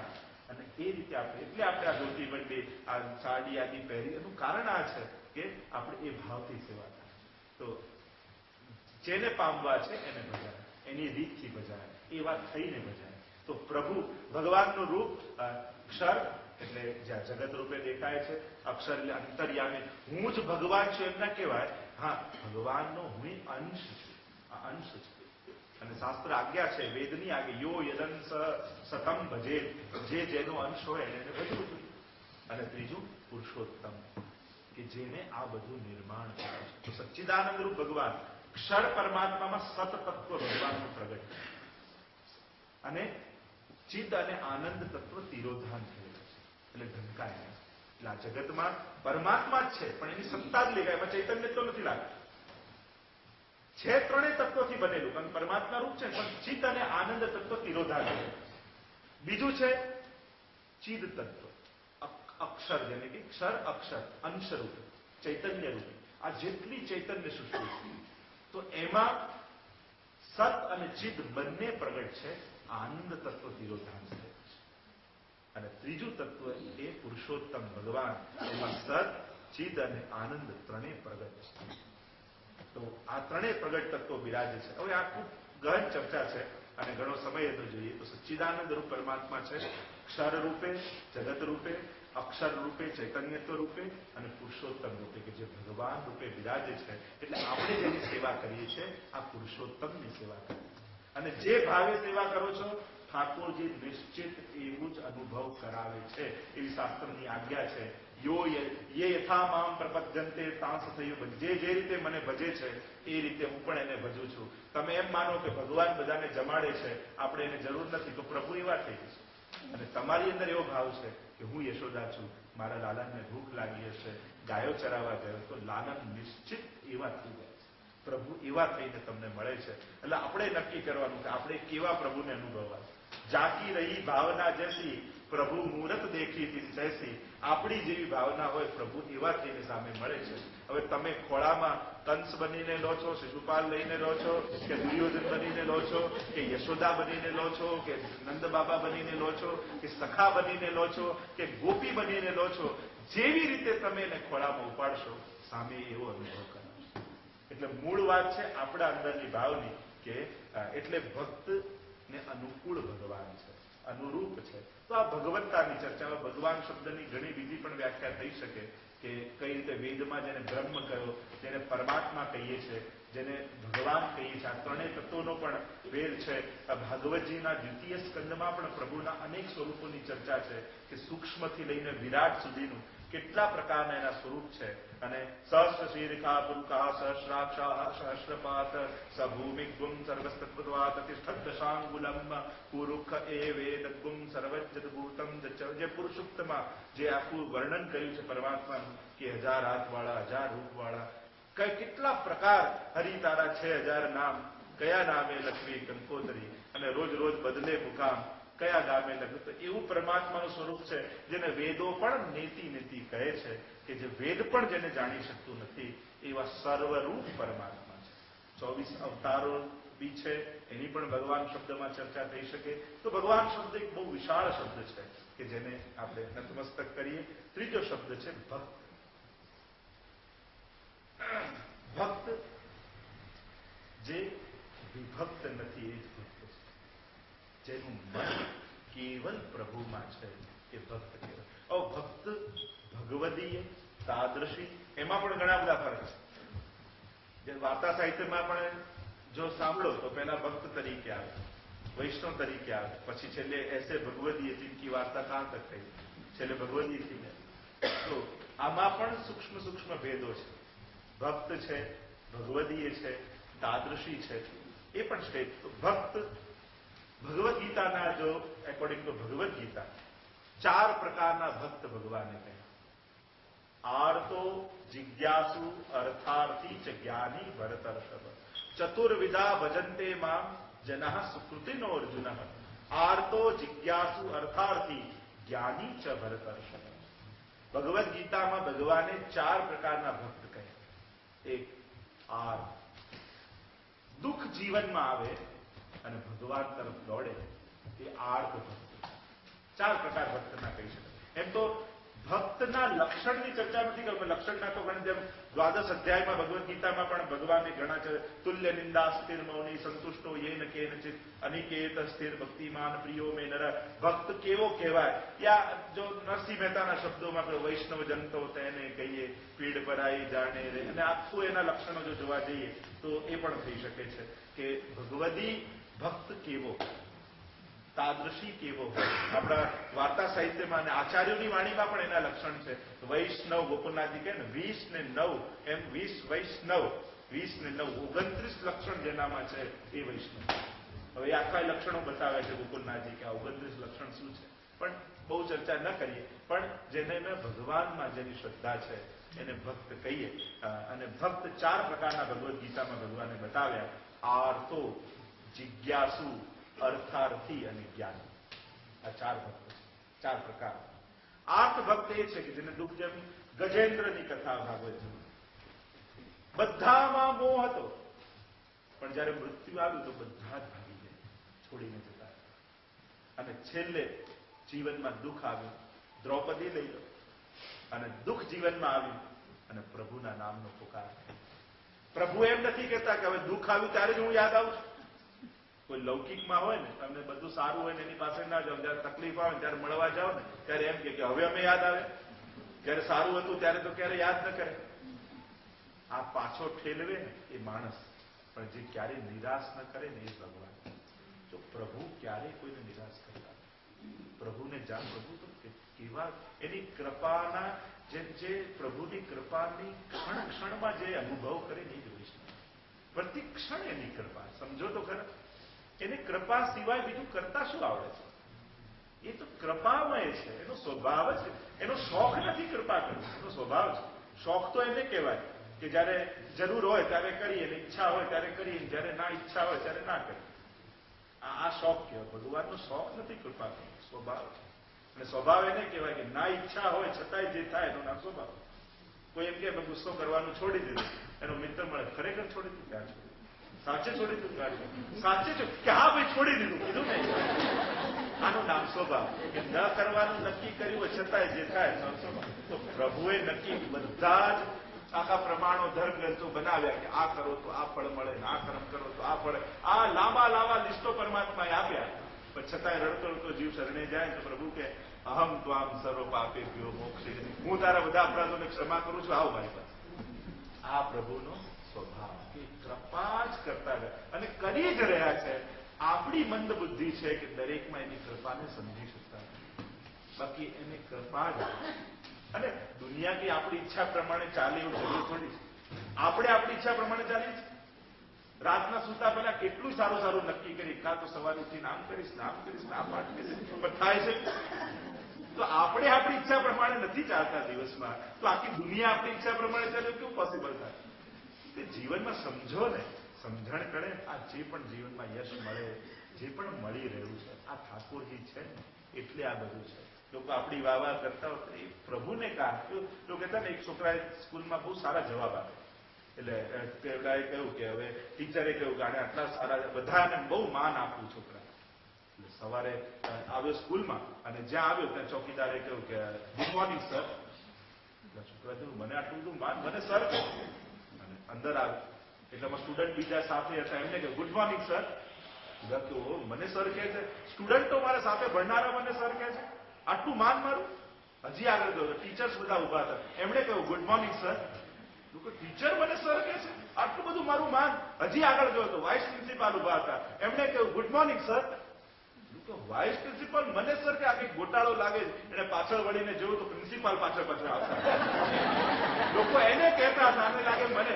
એમ આપણા જીવનમાં જયારે બહુ લોકો વખાણ કરવા લાગે ને ત્યારે પાછળ વળીને જોવું ઠાકોરજી ઉભા હશે.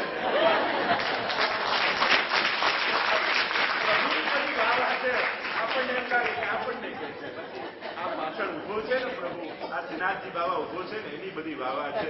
એને ખોળામાં લીધા, એ જે દિવસે ઉતારશે ને ખોળામાંથી તો કોઈ પૂછવાનું નથી. મૂળ વાત આ બધું એનું છે. જીવનમાં આ વસ્તુ સમજાય ને તો બધા ગણિતો આ પણ આપણે શું થાય કે આ શર્ટનું પહેલું બટન ખોટું લગાડો તો બાકી બધા ખોટા લાગે. આપણી તકલીફ જ પહેલું જ બટન એવું ખોટું લાગે છે, એમાં પછી બધા બટનો ખોટા લાગે. જીવનની શરૂઆત જ ખોટી થઈ જાય પછી બધું ખોટું થવા લાગે. ધર્મની સમજણ ખોટી રીતે આપવામાં આવે છે લોકોને. જે બેઝિક પાયો ખોટો બાંધી દો ને પછી એને અમે ભગવાન દુશ્મન લાગે કે મારી જોડે જ ભગવાનને વાંધો છે, બાકી બધાનું સારું કરે, એને એમ જ લાગવામાં. સમજણ કેળવવાની સારી છે. ધર્મ તો આનંદ માટે છે, જીવાડવા માટે ધર્મ છે, લોકોને ડરાવવા ને મારવા માટે નથી. આ બધું જે પણ છે ને જીવનમાં આનંદ પ્રગટાવવાનો, કે આ દુઃખી થયેલા મનુષ્યને આનંદ આપી શકાય એના માટે આ બધું છે. આપણે ધર્મનો નામે કેવો આતંક કરી દઈએ, બીક ને ભય ને આમ લોકો ડરી જાય છે. આવું કેમ વાતાવરણ બનાવી દીધું? આ તો આનંદ કે પુષ્ટિ માર્ગમાં કેવો આનંદ છે. એના આનંદ ક્યારે ચખાડતા જ નથી, એને નિયમોની ડોરમાં બાંધી દઈએ છે. એટલે પેલાને બીક સિવાય બીજું કોઈ પુષ્ટિ માર્ગમાં લાગતું નથી.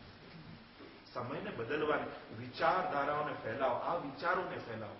આ જે અમે કહી રહ્યા છીએ ને એ વિચારોને પાસ ઓન કરો કે હવે એવું નથી. કોઈ કહે કે ના એવું નથી, એવું તો જેને મળ, કઈ જ વાંધો નથી, તને બધું જ સમજાવ, તૈયાર છીએ. પુષ્ટિ માર્ગનું કામ હોય ને અડધી રાતે મને ફોન કરશો ને તો મારો હસતો જ જવાબ તમને મળશે. ક્યારે ઉદાસ ચહેરાની માર્ગ માટે કઈ હોય તો અમે અડધી રાતના તૈયાર છીએ. કઈ સારું થવું જોઈએ. હવે આ બધામાંથી નીકળો બા. ક્યાં સુધી એમાં એમાં જ આપણે ખૂપેલા રહીશું? એ જ વાત ક્યાં અડાય નહીં, ક્યાં ખવાય નહીં, ક્યાં નાવું પડે. આ નાવા ધોવા ખાવામાંથી ક્યારે બહાર આવીશું? આપણે આમાં જ ખાલી રહી બધું જ કરવાનું. આ ના નથી પણ એ જ વસ્તુને વાગોળ્યા કરી, એ જ વસ્તુની ચર્ચા કરી. કંઈક હવે તો સારી સારી મને વૈષ્ણવ સમય ડિબેટ રાખી આપણે કે સારી સારી કે આજના સમયમાં પુષ્ટિ માર્ગ કેટલું ઉચિત છે ને કઈ રીતે એની આપણે વક્તૃત્વ સ્પર્ધાઓ રાખી, ડિબેટ બધા પોતાના વિચારો રાખે. આવું વર્ષમાં 2-4 આયોજનો આપણે રાખીએ કે અપરસ શું છે, આ છે. ખુલીને બધા પોતાના મનની વાત. તમને નથી ગમતું તે ડિબેટમાં બોલો કે મને આ નથી સમજાતું, નથી ગમતું, કેમ આવું? અને તેમાં સામેથી એના આન્સર મળે. આવી બે વિભાગ પાડીને ઘણી વાર એવું થાય કે આમ બે આપણે રાખી, એક ઓપોઝિટ બોલે કે ના આ બધું ખોટું છે અને એક એનું લોજિક આપે કે ના આ બધું સાચું છે. એવી ડિબેટો આપણે રાખીએ, કંઈક નવો નિષ્કર્ષ આવે, કંઈક નવો વિચાર ફેલાતો થાય. તો આ બધા જૂનામાંથી કંઈક બહાર આવી, કંઈક સારી વાતો થાય, એક ઠાકોરજી વિશેની ચર્ચા થાય, મહાપ્રભુ વિશેની ચર્ચા થાય. ક્યાં સુધી હાથ ધોવામાં જ રહી જઈશું આપણે? બસ એ જ હાથ ધોઈએ ને એ જ બધું ખોટું નથી, બધું કરવાનું જ છે. હાથ ધોવાનું હું ધોઉં છું, એની વાતો ના હોય, એની ચર્ચા આખી ટોપિક બધી વાતો, બસ આની ચર્ચા કર્યા કરો. ટોપિક માટે કેટલા સુંદર સુંદર વિષયો, કેટલા સારા ગ્રંથો, કેટલા સારા કીર્તનો, કેટલી સુંદર ભાવનાઓ આપણા આચાર્યોએ આપી છે. એની બેસીને કેમ વાત નથી કરતા? મને એમ થાય કે ક્યાં બસ આમાં નાવા દો. આ અહીંયા આડીએ તો નાવું પડે કે નહીં? આ અહીંયા હાથ ધોવું પડે, આમાંથી આપણે બહાર નથી આવતા. તો ક્યારે આપણે બહાર આવ્યું? તો આ બાથરૂમમાંથી રસોડામાંથી કુસ્તી માંગને બહાર કાઢો. આ બેમાં જ ફસાયેલો છે આપણે, બાથરૂમમાં, વોશ બેસિનમાં, રસોડામાં. એમાં એવા ફસાઈ ગયા છીએ કે બસ એમાંથી બહાર જ નથી. હવે ડ્રોઈંગ રૂમમાં આવો, સેવાના રૂમમાં આવો અને એની કંઈક ચર્ચા થાય તો કંઈક આનંદ આવે. અને એ વાતાવરણ કરવું છે. હું તો ખરેખર બહુ જિદ્દી છું. મારા મનમાં નક્કી થાય કે આ બધું કરવું છે ને કરવાનું છે. મેં હરિદાસભાઈ કેટલા વર્ષો અહીંયા હવેલીનું ઉઠાવ્યું છે, કરીશું તો થવાનું છે. ભાઈઓનું કરવું છે તો થયું કે થવું જ જોઈએ. કેમ ના થાય? જેને આપણો સંકલ્પ અને ઠાકોરજી માટે, સમાજ માટે સંકલ્પ કરો ને, એ ઠાકોરજી પૂરું જ કરતા. હા, મહેનત આપણે કરવાની. ઠાકોરજીને પરિશ્રમ. હું એમ નથી કે હું નક્કી કરું ઠાકોર આ બધું કરી આવજો હું બેઠો છું. ના, હું મહેનત કરીશ, હું દોડીશ, હું 10 વાર આવીશ, 10 વાર દોડીશ. ઠાકોરજીને શ્રમ નહીં કરવા. આપણે જ સેવક છીએ. એ થોડી સેવક છે, તો માલિક છે. માલિકને ઘડી ઘડી દોડાવે. એમ કહે કે પ્રભુ આપ અમારા માલિક છો, જયારે જઈએ ત્યારે 4 કામ બતાવીને આવીએ. ઓલવેઝ અને કે અમારા માલિક છો. માલિક કામ છે. જયારે જાઓ તો 2-4 પ્રભુ આના લગન બાકી છે, આનું પેલું બાકી છે. પ્રભુ એમ જ થાય કે હમણાં આવ્યો કે 2-4 કામ ઓલવેઝ કરીએ છીએ અને કહીએ કે આપ માલિક છો. માલિક તો બેઠો રહે. હું તો તમે નહીં માનો, ગાડીમાં આગળ ઠાકોરજીનું ચિત્ર એટલે બધા નહીં, કારની આગળ હું જ ના લગાવું. મેં મારા જો મહિના વાંચ્યો તો મારા કારમાં નથી લાગ્યું. એ તો આપણો માલિક છે. સ્ટેરિંગ કરો એ તો પાછળની સીટ પર શાંતિથી બેઠો હોય, એને સ્ટેરિંગનું ટેન્શન ના અપાય. તો આપણે ચલાવવાની હોય. એને ત્યાં બેસા કે તું સાચવજે અમને. પેલું આ એર બેગ હોય એટલે ઠાકોરજીનું આગળ અને ઘણા તો એમ હોય કે આ નહીં લગાડો તો એક્સિડન્ટ જ થઈ જાય. આવા બીકથી જયારે ભગવાનને યાદ કરાય ને એમનું જરાય લાગે કે ભગવાનને કામ કરાવવા માટે કે ભય માટે, એવા માટે ઠાકોરજી છે જ નહીં કે આપણને બીક ના લાગે કે ઠાકોરજી આગળ કે ભટકાય તો પહેલા ઠાકોરજી પછી આપણો વારો આવે. અને એ તો એરબેગ ની ઉપર હોય ને એરબેગ આપતા. હું મારી કારમાં મેં નથી લગાવ્યું. આ ઠાકોર તો પાછળની સીટમાં આરામથી બેસે, એમને તો આનંદ કરાવવાનો, એને શ્રમ કરાવવાય. એ ટેન્શન આપણી પર નજર રાખે, આ સુઈ તો નથી ગયો, સામે જોયે નાખો અને આ સુઈ જાય તો એને કોણ થતા ઠાકોરજી ત્યાંની આંખ બંધ થઈ જાય. એટલે પ્રભુ તો પ્રભુ છે. એને ઈશ્વરને જ્યાં સુધી ઈશ્વર તરીકેની જીવનમાં અપનાવો ને ત્યાં સુધી ભક્તિના માર્ગમાં નહીં જઈશું. એને માલિક તરીકે સ્વીકાર કરવો જોઈએ. આપણે કામવાળા તરીકે એ માલિક છે, બોસ છે આપણો, એ શિરમોર છે, એ સર્વથી ઉપર છે. એને કોઈ, એ તો સુપ્રીમ છે. આપણે એના સાવ દાસના દાસના દાસના દાસ કઈ જ નથી આપણે. અને એ રીતે જયારે ભક્તિ કરીશું ને ત્યારે સાચા અર્થમાં ભક્તિનો આસ્વાદ આવશે. ટેસ્ટ ભક્તિનો ત્યારે આવશે. આ તો અર્થ. બીજો છે અર્થાર્થી. કોઈ કામના માટે ભગવાન પાસે જાય. આ બીજા પ્રકારનું કે કંઈ પણ કામ. ભગવાન તો નિરાશ કોઈને કરતા નથી. તું મારી પાસે આવ્યો છે ને સારું. ભટકતો રહે, ફાંફા મારતો રહે અંધશ્રદ્ધાઓમાં, એના કરતા મારા શરણે આવ્યો કે શરણું ઉત્તમ લીધું ને તમારું કામ પણ વાંધો નહીં. પ્રભુ દોડે જ છે ને. આજ સુધી બધાના કાર્ય કર્યા છે પ્રભુએ અને કરે જ છે જીવન. એમાં કહેવાની એને જરૂર નથી. એ તો જેમ માં દીકરાને દુઃખી જુએ તો દીકરાએ આમંત્રણ ના આપવું, માં તો ઊભી થઈને દોડવા જ લાગે. એમ ભક્તને દુઃખી જુએ તો ભગવાનથી બેઠો ના રહે કે મને કહ્યું નથી હું શા માટે જવું. પ્રભુ તો દોડવા જ લાગતા હોય છે કે વેટ નથી કરતા કે આ મને ઘેર ક્યારે જાવ. જેમ કોઈ સગડી અંગારાને પકડવા જતો હોય બાળક, માથી બેઠી ના રહે કે મને કીધું નથી હું શું કા ઉભી થયું. એ તો દોડવા જ લાગે, પણ પકડી જ લે છોકરાને. પ્રભુ તો પકડી જ લેતા હોય. અર્થાત ત્રીજો છે જ્ઞાની, જે જ્ઞાન પર પ્રભુ નિષ્ઠ. ચોથો છે જિજ્ઞાસુ. ત્રીજો છે કે જેને જિજ્ઞાસા છે ભગવાનને જાણવાની, ભગવાન વિશે જાણવાની. કેવા છે ભગવાન, કઈ રીતે આ જગત છે, કઈ રીતે આ સંસાર ચાલી રહ્યું છે, જેને શાસ્ત્રની આજ્ઞામાં નિષ્ઠા હોય, શાસ્ત્રનું અધ્યયન કરીને ભગવાનને જાણવાની જે કોશિશ કરે એ જિજ્ઞાસુ. અને ચોથો જે કહીએ કે જ્ઞાની ભક્ત, જેને સુપ્રીમ કહ્યું, કે જે મહાત્મ્ય જ્ઞાન જાણી અને ભગવાનને પ્રેમ કરે છે, ભગવાનને સમજીને ભજે છે, ભગવાનના સ્વરૂપને ઓળખીને એને ભજે છે, અને ત્યારે જ ભજનનો આનંદ સાચો જીવનમાં. આમ 4 પ્રકારના ભક્તો આપણે ત્યાં કહેવામાં આવ્યા. આ ભક્ત અને એક પ્રકાર મેં કયા, ભક્તના લક્ષણની તો બહુ મોટી ચર્ચા છે કે ભક્ત કોને કહી શકાય, એના સિમ્ટમ્સ, એના લક્ષણ ઘણા બધા શાસ્ત્રોમાં આપ્યા છે. એને ભક્ત સ્વયં ભગવદ્ ગીતામાં પણ 12મા અધ્યાયમાં આપણે ભક્તિ યોગમાં ભક્તના લક્ષણ સ્વયં ભગવાને પણ અનેક આપ્યા છે. આવો ભક્ત મને ગમે છે, આવો મને ગમે છે એમ કહે. પણ અપી ચેતુ દુરાચારો ભજતે માં મન્ય ભાવ સાધુ રેવ. ભગવાન તો કઈ દુરાચારી હોય ને છતાં છેલ્લે મને ભજવાનો સંકલ્પ કરે કે ના હવે ઠાકોરને ભજવા છે, તો હું એના બધા પાપોને માફ કરવા તૈયાર છું. તો પ્રભુ કેટલી માહેધરી આપે. ક્યારેક પ્રભુના વચનોને તો સાંભળો.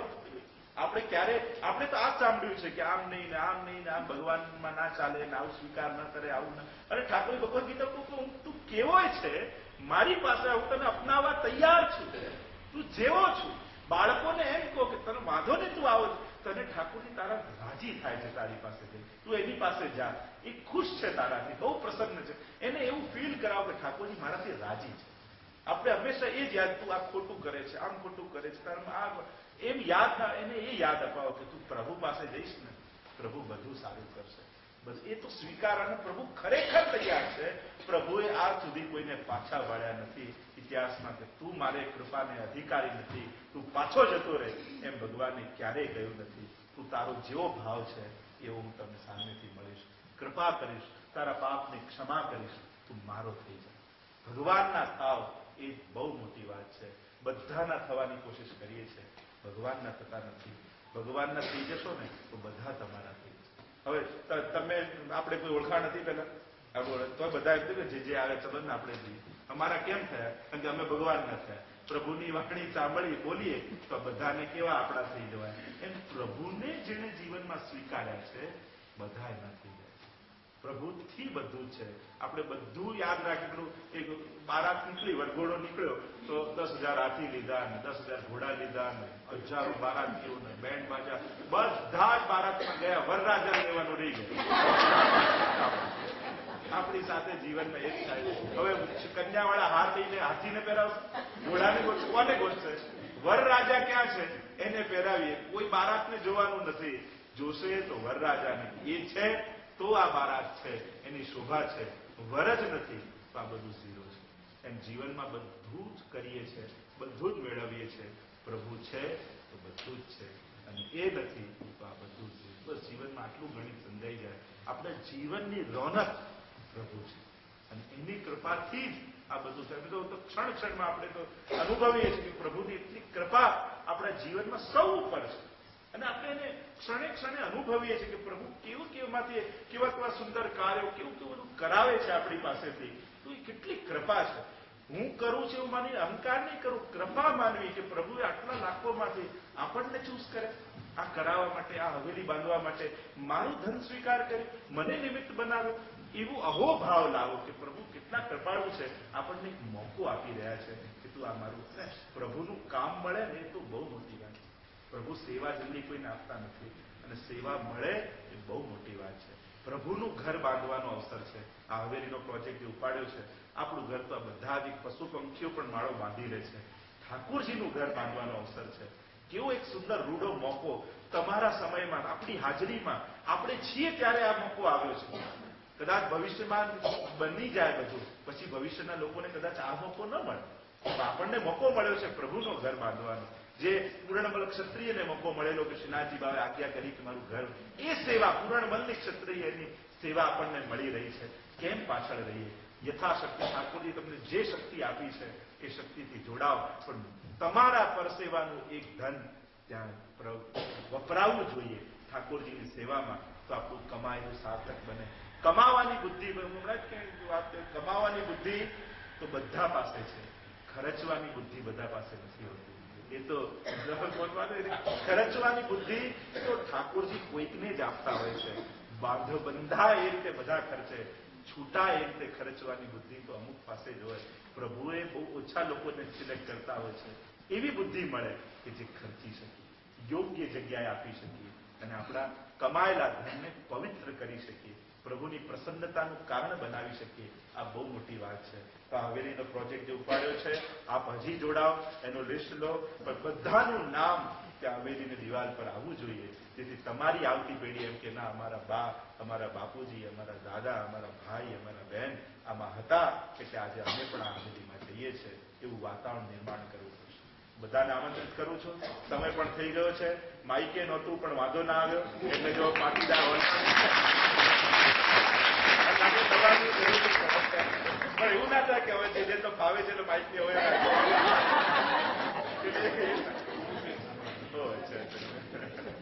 તો જો કોઈ કામ કથાથી અટકતું આપણને એવું લાગે કે આ વસ્તુ નહીં હોય તો નહીં થાય. બાકી આના પરથી આપણને શું શીખવા મળે? કોઈનાથી ઠાકોરજીનું કામ અટકતું નથી. આપણે જોડાઈએ આપણું સૌભાગ્ય, પણ આપણે નહીં કરીએ એનાથી કંઈ રોકાવાનું નથી, થવાનું તો છે જ. એટલે બધું ઠાકોરજી કરનારા છે અને એ બધાનું કરે છે અને આપણે મહેનત કરવાની છે, આપણે બાંધવાનું છે, આપણે દોડવાનું છે.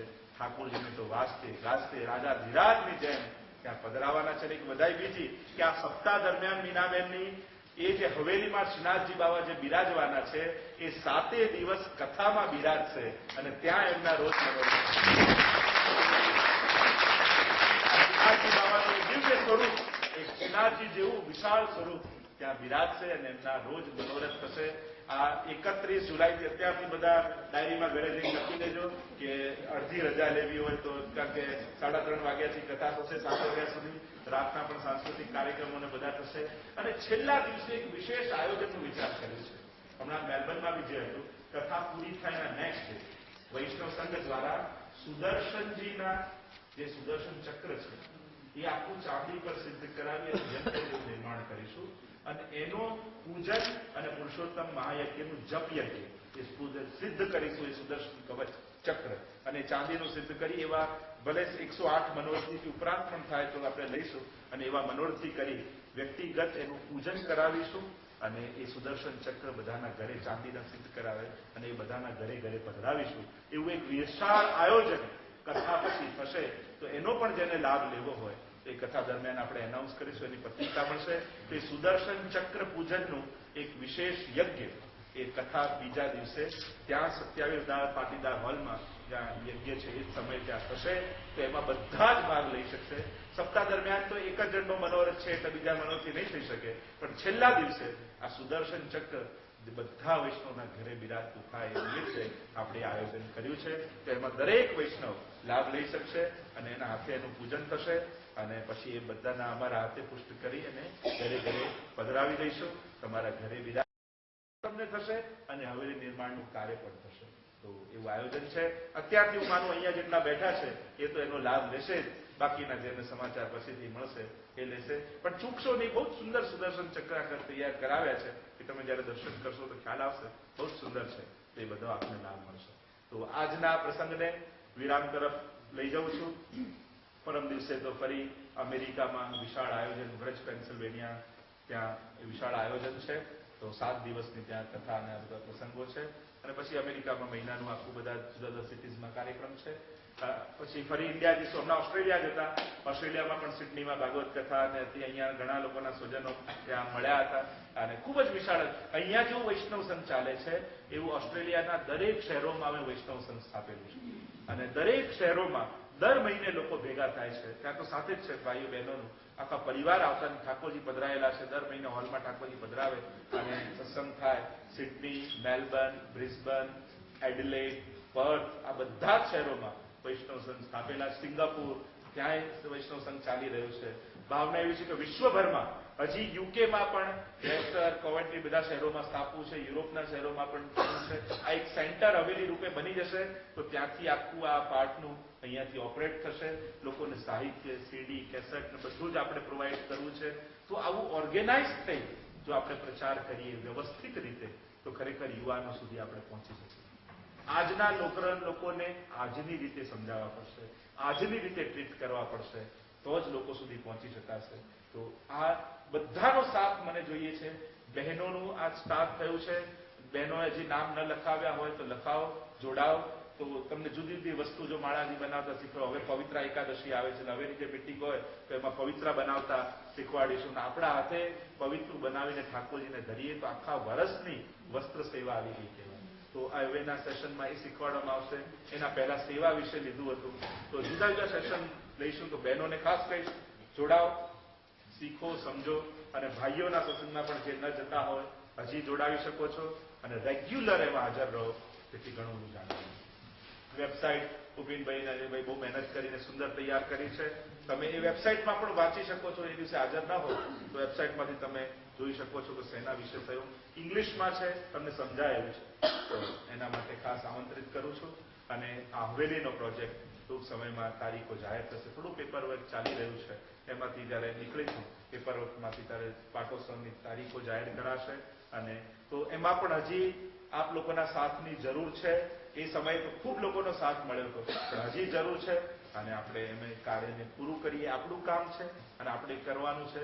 બધા માટે કરીએ છીએ, બધું જ કરીએ છીએ. આપણા ગામ માટે, તમારા લોકો માટે, તમારા બાળકો માટે, તમારી આવતી પેઢી માટેનું કામ છે. ઇન્ડિયા માટે તો કરો છો અને ત્યાં સારું જ છે, કરવું જ જોઈએ. જાવી તો ના નથી, પણ હવે તમારા માટેની વાત છે, તમારા બાળકોની. અહીંયા નહીં કરો તો બધું જ પછી નકામું થઈ જશે. તમારા ગામમાં ઊભું નહીં કરો તો ખરેખર પશ્ચાતાપ સિવાય બીજું કંઈ નહીં રહે 20 વર્ષ પછી. તો આ મોકો છે. સાચા સમયે સાચી કામ કરશો તો સારું લાભ મળશે. તો અંતમાં આપ સૌને ખૂબ ખૂબ મારા આશીર્વાદ. આ ભક્ત બનો, ભક્તિ હૃદયમાં આવે અને ભગવાન મળે એવા આશીર્વાદ સાથે મારી વાણીને અહીં વિરામ આપું. શ્રી ગોવર્ધનાધીશ.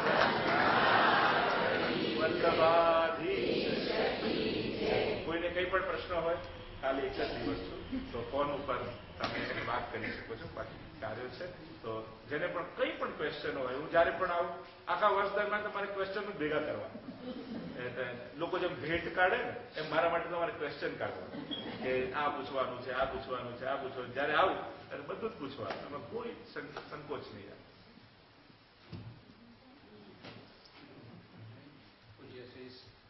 જે પાછા પરિવાર એકવાર માફી માંગી લો.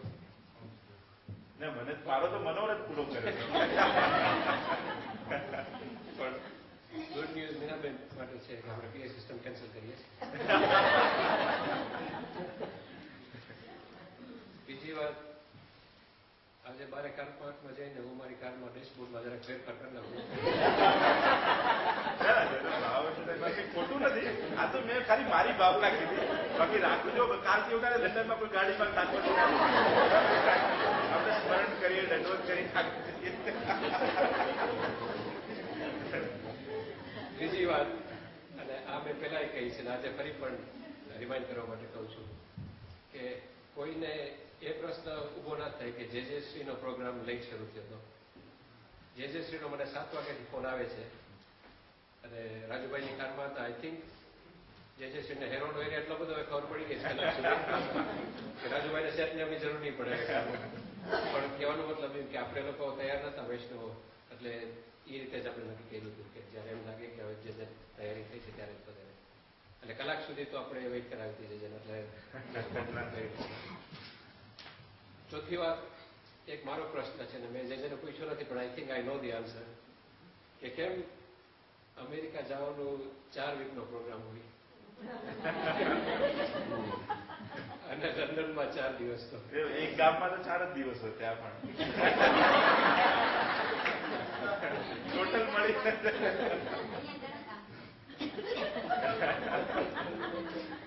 મારી રીતે જે જો એનો જવાબ આપું તો અમેરિકામાં ઘણી હવેલી તૈયાર થઈ ગઈ છે. લંડનમાં જે આપણી પાસે એક પણ નથી.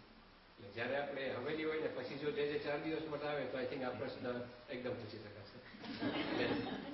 જેમ જેજશ્રીએ કીધું એમ આપણો જો સાથ સહકાર રહેશે તો પછી આ વર્ષમાં તો જરૂર આપણે હવેલી શરૂ થઈ જ થશે.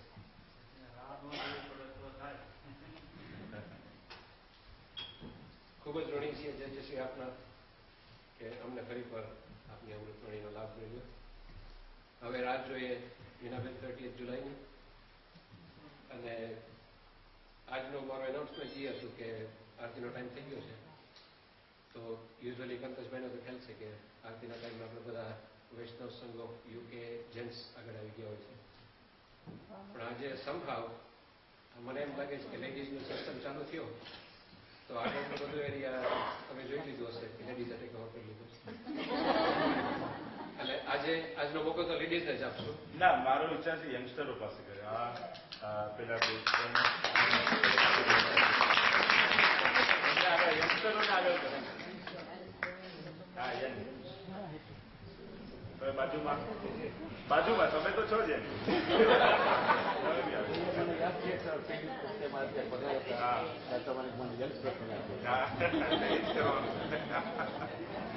એમ તો બધા યંગ જ છો એટલે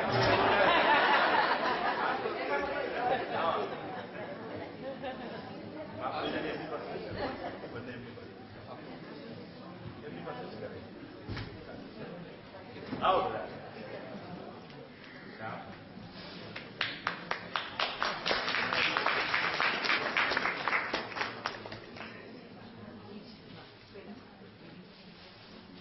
તમે આવી હા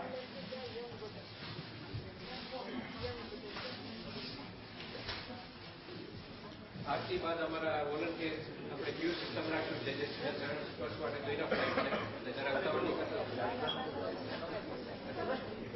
અને એક બીજી વધાઈ, ડિસેમ્બર મહિનામાં 22 ડિસેમ્બરથી 29 ડિસેમ્બર 84 કોસ બ્રજયાત્રાનું બાય કાર આયોજન કર્યું છે આપણે ઇન્ડિયામાં, બ્રજમાં. તો લગભગ 84 કોસ પરિક્રમા કવર થઈ જશે. અને વર્ષોત્સવ એમ કહેવાય કે બ્રજમાં સદા ખટ ઋતુ રહત સદા, 6 ઋતુ સદા માટે નિવાસ.